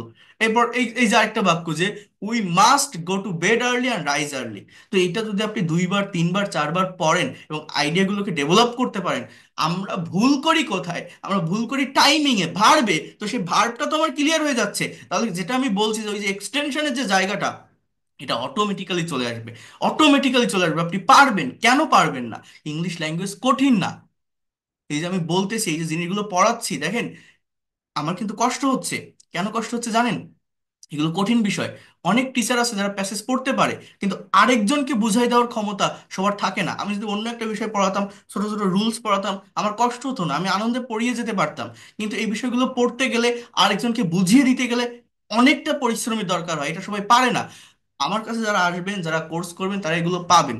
কিন্তু অনেকেই তো কোর্স করবেন না, পরবর্তীতে হয়তো বিভিন্ন জায়গায় কোর্স করতে পারেন। যদি কখনো কোনো টিচারের কাছে ক্লাস করেন বা কোর্স করেন, এমন কারো কাছে করবেন যারা প্যাসেজ অ্যানালাইসিস করতে পারে, যারা নিউজ আর্টিকেল এডিটোরিয়াল কমপ্লিট করে, তাহলে আপনি ইংলিশ পারবেন, এটা মনে রাখেন। আর যারা ছোট ছোট রুলস আর স্ট্রাকচারের ভিতর সীমাবদ্ধ থাকে, তারা কখনোই এই ল্যাঙ্গুয়েজটাকে ডেভেলপ করতে পারে না, পারবে না। তো মেইন বিষয় হচ্ছে এটা। তাহলে কি বললাম? ব্যাকগ্রাউন্ড বুঝতে হবে, এক একটা টপিকের টাইমিং এক এক রকমের থাকে। ঠিক আছে? এই হচ্ছে একটা দিক গেল। এটার উপরেও পারলে প্রেজেন্টেশন তৈরি করবেন। এখানে একটা এটা একটা স্ক্রিনশট দিয়ে নিতে পারেন কোশ্চেন গুলো আর এই টপিকটা, just you can take a screenshot, then you will be able to give a presentation in next class on this topic. এবার আমি একটু কনভারসেশনে আসি, জাস্ট আর 10 মিনিট টাইম নিব। 10 মিনিট আপনারা আমাকে টাইম দিতে পারবেন? Late me know that. 10 minute একটা কনভারসেশন দেখাবো। স্যার আছে হ্যাঁ, আছে স্যার পারবো এই পারবো যতটুকু দেখালাম আপনাকে কিছু শিখতে পারছেন? বুঝতে পারছেন? নতুন কিছু পেয়েছেন? যা যা দেখালাম, যা জি যা স্যার আইডিয়া দিলাম, হ্যাঁ, দেখেন ছোট ছোট রুলস, ছোট ছোট স্ট্রাকচার, বা ওই 10 মিনিট 15 মিনিটের ইউটিউব বলেন, ফেসবুক পেজ বলেন, এক্সাজারেট করা কন্টেন্ট দেখে কখনো ভাষা ডেভেলপ করা যায় না। যারা এই প্রথম থেকে এই পর্যন্ত আমার সঙ্গে আসেন বা থাকছেন, কারা আছেন যাদের সত্যিকার অর্থে প্রকৃতভাবে শেখার ইচ্ছা আছে, শেখার মন মানসিকতা আছে? তো এই ইচ্ছা, মন মানসিকতা, এই ফোর্স যদি আপনি ধরে রাখতে পারেন, ইনশাল্লাহ you will be able to expert and fluent in this language within very short time. আপনি পারবেন, যাদের এই ইচ্ছাটা আছে, যাদের এই সময় দেওয়ার শক্তি আছে, শ্রম দিতে পারবেন যে, সে অবশ্যই ডেভেলপ করতে পারবেন, আপনি ব্যর্থ হবেন না। আর দেখেন, জাস্ট একটু ওয়েট করেন। কথা বলতে হবে, মেইন কথা হচ্ছে আপনাকে কথা বলতে হবে, প্রেজেন্টেশন দিতে হবে, স্পিকিং করতে হবে। আপনি যদি কথা বলতে না পারেন, আপনার মুখ দিয়ে যদি কথা বের না করেন, ভাষা কোনো দিনও ডেভেলপ করা সম্ভব নয়। আর এটা ওয়ান ওয়ে কমিউনিকেশনের মাধ্যমে হয় না। অনেকে বলে পেইড কোর্স ফ্রি কোর্সের পার্থক্য কি? দেখেন, এই ফ্রি কোর্স নিলে গুরুত্ব দেয় না কেউ। ওই ওই লোকটা ক্লাস নেয়, ও তো প্রতিদিন নেয়, দেখি একটু করে আসি, একটু ভাত খেয়ে আসি, টিভি দেখে আসি। আর পেইড কোর্স করলে কি হয় জানেন? পেইড কোর্স হলে সুবিধাটা হচ্ছে কি, আমি ওখানে টাকা দিছি, আমার শিখতে হবে, আমার একটা রেসপন্সিবিলিটি থাকে যে ওকে আমার পড়াই দিতে হবে, অর্থাৎ একটা ফর্মাল প্রসেসের মাধ্যমে আমরা দ্রুত এই জায়গাটায় ডেভেলপ করতে পারি। এইটা হচ্ছে এটার বেনিফিট। নাহলে আমার কোর্স ফি তো 1,000 টাকা, 1,000 টাকা কিছু হয় না। একটা মানুষ একদিন বাইরে গেলে, একদিন রেস্টুরেন্টে খেলে, একদিন বাজার করলে 1,000 টাকা খরচ হয়ে যায়। সেখানে আমি 1 মাস পড়াচ্ছি 1,000 টাকা, 2-3 মাসের টোটাল কোর্স 2,000 টাকা, এবং 2,000 টাকার ভিতরে যদি কমপ্লিট করতে না পারেন পরবর্তীতে আরো সময় পাবেন। এখন আপনি একটা অফলাইনের কোর্সে যান, 5,000, 10,000, 20,000, 25,000 টাকা পর্যন্ত আপনার কাছ থেকে কোর্স ফি নেয়। আমার কাছে একটা স্টুডেন্ট ছিল গত মাসে, পূর্ণিমা নাম মেয়েটার। সে ঢাকায় বড় একটা গার্মেন্টস এর মালিক। সে আইএলটিএস এক্সাম দিয়ে 5 পেয়েছিল, এবং সে খরচ করেছিল হচ্ছে 45,000 টাকা। খরচ করে সে কিছু শিখতে পারেনি। আমার এই অনলাইনে 2,000 টাকার একটা কোর্স করে সে আইএলটিএস এ পরে 7 পেয়েছে, এবং এখন কানাডাতে আছে। আমাকে কিছুদিন আগে মেসেজ করছে যে স্যার, আমি এত টাকা খরচ করে ঢাকা শহরে আমি কিছু করতে পারিনি, আপনার জাস্ট 2,000 টাকার কোর্স করে আমি এখন কানাডাতে চলে আসছি, আপনার জন্য শুভকামনা থাকলো। তো এটা সব থেকে বড় একটা প্লেজার আমার জন্য। ইভেন এই রেকর্ডও আছে, কয়েকদিন আগেই, মানে এই যে 62 ব্যাচ শুরু করছি, যারা 62 ব্যাচের প্রথম ক্লাসটা করেছিলেন, আপনাদের হয়তো মনে থাকার কথা, ওরিয়েন্টেশন ক্লাসে একটা মেয়ে বলছিল যে আমি প্রায় 90,000 টাকার মতো খরচ করে ফেলছি এই ল্যাঙ্গুয়েজটা শেখার জন্য। 3 বছর ধরে চেষ্টা করতেছি, আমি পারিনি। আর আপনি, আমি ওই সময় ফ্রি ক্লাস নিয়েছিলাম 8 থেকে 9টা। আপনার এই ফ্রি ক্লাসগুলো থেকে যা শিখছি, সেটা আমি ওই 90,000 টাকা থেকে শিখতে পারিনি। পেইড কোর্সে না, ফ্রি ক্লাস থেকে। ওই মেয়েটাও বলছিল, ওর নামটা কি আমার মনে নাই, 62 ব্যাচের। এখানে যারা আছেন তারা হয়তো বলতে পারবেন। তো আমি সেইভাবেই শেখাই প্রত্যেকটা স্টুডেন্টকে। এই টাকা কিছুই না। আমি একটা জায়গায়, আমি একটা জবের ভিতর আছে, আমি সেইখানে যেটা পাই আমার সবকিছুই হয়ে যায়, চলে যায়। কিন্তু আমি এইখানে শেখাই। এটা করোনা প্যান্ডেমিকের পর থেকে আমি অনলাইনের ব্যাচগুলো শুরু করছিলাম, জাস্ট একটা প্লেজার নিয়ে, যে আমি এই ল্যাঙ্গুয়েজটা পারি, জানি। অনেক বড় বড় প্রতিষ্ঠান তো আছে বাংলাদেশে, কিন্তু তারা যে কিভাবে শেখায় সেটাও তো আমি দেখছি। প্যাকেজ বিক্রি করে, হ্যাঁ, 60 ঘন্টার কোর্স, এত মিনিটের কোর্স, এত মিনিটের ভিতরে আপনি এক্সপার্ট হয়ে যাবেন। কিন্তু দেখেন, ওই ছোট ছোট কন্টেন্ট দেখে, রুলস আর স্ট্রাকচার শিখে ডেভেলপ করা যায় না। আর বিভিন্ন জায়গা থেকে শিখতে থাকলে, নিজেকে কোশ্চেন করে দেখবেন, দিন মাস বছর যেতে থাকবে, আপনাকেও শিখে যেতে হবে, আপনি শেষ নামাতে পারবেন না। এইখানে আমি যেভাবে দেখাই বা যেভাবে শেখাই, আপনি ইংলিশে এক্সপার্ট হতে বাধ্য, যদি আপনি লাস্ট পর্যন্ত থাকেন, সময় দিতে পারেন, এবং আমার কথা মেনে চলতে পারেন, বা আমাকে মেনটেন করে এগোতে পারেন। এটা হচ্ছে মেইন কথা। যারা পেইড কোর্স যারা করতেছেন, তারা আসবেন, আপনি বুঝতে পারবেন কি পাচ্ছেন। হুম? আচ্ছা, এবার আমি একটা কনভারসেশনে আছি। এই যে টেন্স, মডেল, সেমি মডেল তো দেখালাম, এবার প্রেজেন্টেশনও দেখালাম পিকনিকের উপর, তাই না? এবার তার উপরেই আমরা আবার একটা কনভারসেশন করব। এই যদি আমি করতে পারি, আপনাকে কে আটকাবে? এই ভাষায় আনন্দের সাথে শিখবো। রাজু এবং মিনা দুইজনের ভিতরে একটা কথোপকথন হচ্ছে। রাজু মিনাকে বলছে, তোমরা কি গত মাসে একটা পিকনিকের আয়োজন করেছিলে?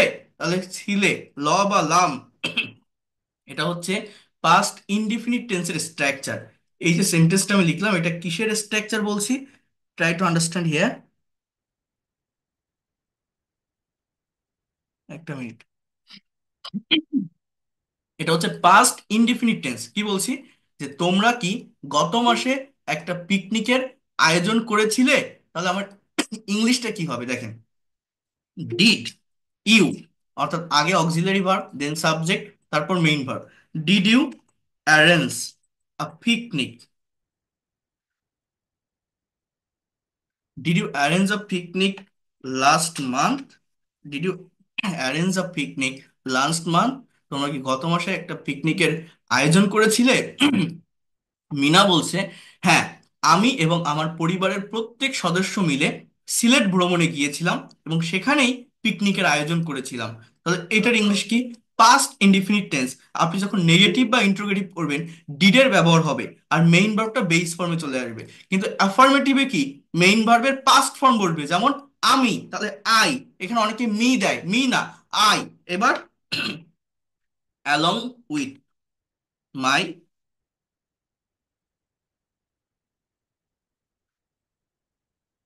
I along with my family members. হ্যাঁ, এবার কি, ওয়েন্ট টু সিলেট, দেখেন সিলেট ভ্রমণে গিয়েছিলাম, এখানে কিন্তু দুটো ভার্ব, আমার লাস্টে যেটা থাকবে সেটাই মেইন ভার্ব, মনে রাখবেন। তাহলে গো মানে যাওয়া, এর পাস্ট ফর্ম ওয়েন্ট। এবার কি, went to the Sylhet. I, এই সিলেট বানান কি, এই আবার সমস্যা, যেটা হয় হোক, আর দিব না। দেখেন, I along with my family members went to the Sylhet. এবার কি বললাম, ফর ভিজিটিং, ভ্রমণে গিয়েছিলাম না, তাহলে ওই জায়গাটা লেখার জন্য আপনি একটা প্রেপোজিশনের পর ভার্বের সঙ্গে আইএনজি এর ব্যবহার করতে পারেন, BISITNG, ফর ভিজিটিং। হ্যাঁ, তাহলে আমি কি বললাম, যে I along with my family members went two Sylhet, হ্যাঁ, ফর ভিজিটিং। এবার, এবং সেখানেই পিকনিকের আয়োজন করেছিলাম। অ্যান্ড উই, একটা সাবজেক্ট লাগবে, উই অ্যারেঞ্জড, ARANGED, দেখেন এখানে কি বলছি, ডিড ইউ অ্যারেঞ্জ, এখানে কিন্তু ভার্বের বেস ফর্মটা বসালাম, বাট এইখানে কি affirmative sentence, so arrange, and we arrange a picnic, there, TACRE, there. তাহলে কি বললাম, I along with my family members went to the Sylhet for visiting and we arranged a picnic there. এবার বলছে, রাজু বলছে, তোমরা কি সেখানে বাসে গিয়েছিলে? কি বলছে দেখেন, তোমরা কি সেখানে বাসে গিয়েছিলে? তাহলে কিভাবে বলতে পারি, যে did you go there, did you go there, did you go there by bus, তাহলে এটা এটা পাস্ট টেন্স। এবার বলছে না, আমরা বাসে যাইনি, আমরা ঢাকা থেকে ট্রেনে করে সিলেটে গিয়েছিলাম, এবং সেখানে আমাদের কিছু আত্মীয় আমাদের রিসিভ করেছিল। মনে রাখবেন, বাংলা থেকে যখন ইংলিশে ট্রান্সলেট করছেন, আগে সাবজেক্ট বসাবেন, তারপরে ভার্ব বসাবেন, বাকি জায়গাটুকু তারপরে গিয়ে বসাবেন। আমরা বাসে যাইনি, তাহলে উই সাবজেক্ট, ডিডেন্ট গো, তাহলে we didn't go, did not go, we didn't go there by bus, আমরা সেখানে বাসে যাইনি, আমরা কিসে গিয়েছিলাম, ঢাকা থেকে ট্রেনে করে সিলেটে গিয়েছিলাম। তাহলে went we went to the Sylhet, we went to the Sylhet from Dhaka. We went to the Sylhet from Dhaka by train. By train. We went to the Sylhet from Dhaka by train. বলছি সেখানে আমাদের কিছু আত্মীয় আমাদের receive করেছিল, এই সেখানে আসে বলে এটা আগে লিখবেন না, আগে সাবজেক্ট বসাবেন। সাবজেক্ট কি, মাই রিলেটিভস, আমাদের কিছু আত্মীয়, তাহলে some of my relatives, RELATIVS, some of my relatives received us there.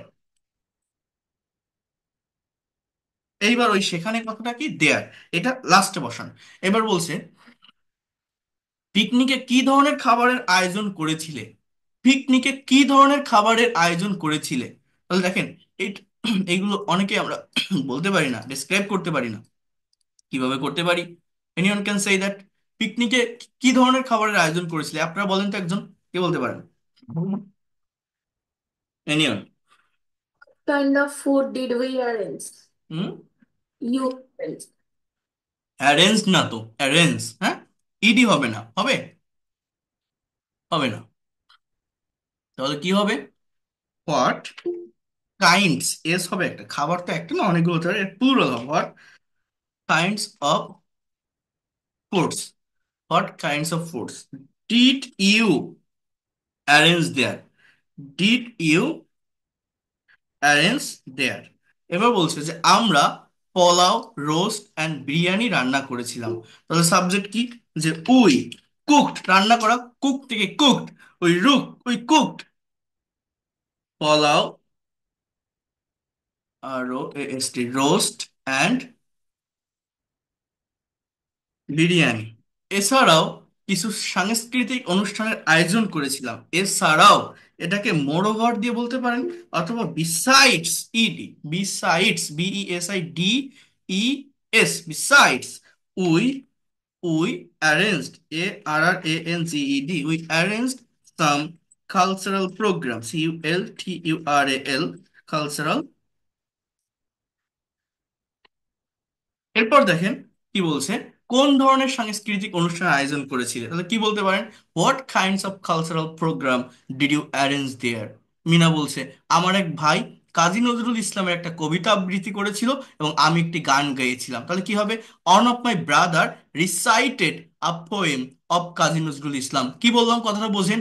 On of my brother recited a poem of Kazi Nazrul Islam and I sang a song. আমি একটা গান গেয়েছিলাম। আই স্যাং, SANG, স্যাং এটা ভার্ব, আর সং এটা হচ্ছে noun. I sang a song, আমি একটা গান গেয়েছিলাম। এরপর কি বলছে? তোমরা কখন বাড়ি ফিরেছিলে? তাহলে when did you return home, or when did you come back home. Return অথবা কাম ব্যাক আপনি বলতে পারেন। বলছে আমরা সন্ধ্যা 6টার দিকে ট্রেনে করে ঢাকায় ফিরেছিলাম। তাহলে এটা কি হবে? আগে WH word, then auxiliary verb, then subject, then main verb, RETURN, main ভার্বের বেস ফর্ম হবে। So when did you return home, return home, কখন বাড়ি ফিরেছিলে। হোমের আগে কোনো টু বসবে না, ঠিক আছে? আমরা সন্ধ্যা 6টার দিকে ট্রেনে করে ঢাকায় ফিরেছিলাম।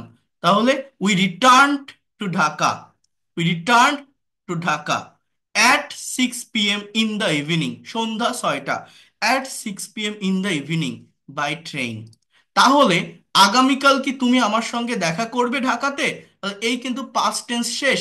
এবার এখানে কিন্তু এটা ফিউচারের একটা টাইম। কিসের? ফিউচার, তাই না? যে দেখা করবে। Then will you meet me, will you meet me in Dhaka tomorrow. Will you meet me in Dhaka, প্লেসের আগে অ্যাট অথবা ইন প্রেপোজিশন ইউজ করতে হবে। তাই ঢাকা বড় জায়গায় ইন বসান। Will you meet me in Dhaka tomorrow, আগামীকালকে আমার সাথে ঢাকায় দেখা করবে? Yes of course. তুমি কখন ফ্রি থাকবে আমাকে জানিও। Please inform me when will you be free, please let me know when you are free. Will you be future ইনডিফিনিটও বলতে পারেন, ইউ আর ফ্রি অর্থাৎ প্রেজেন্ট ইনডিফিনিটও এটা বলা যায়, অতটা প্রবলেম হয় না। আর জরুরি কোনো কাজ আছে কি আমার সাথে? Is there any important task with us, with me? Is there any important task with me? হ্যাঁ, বলছে তেমন জরুরি কোনো কাজ নেই, নো। হ্যাঁ,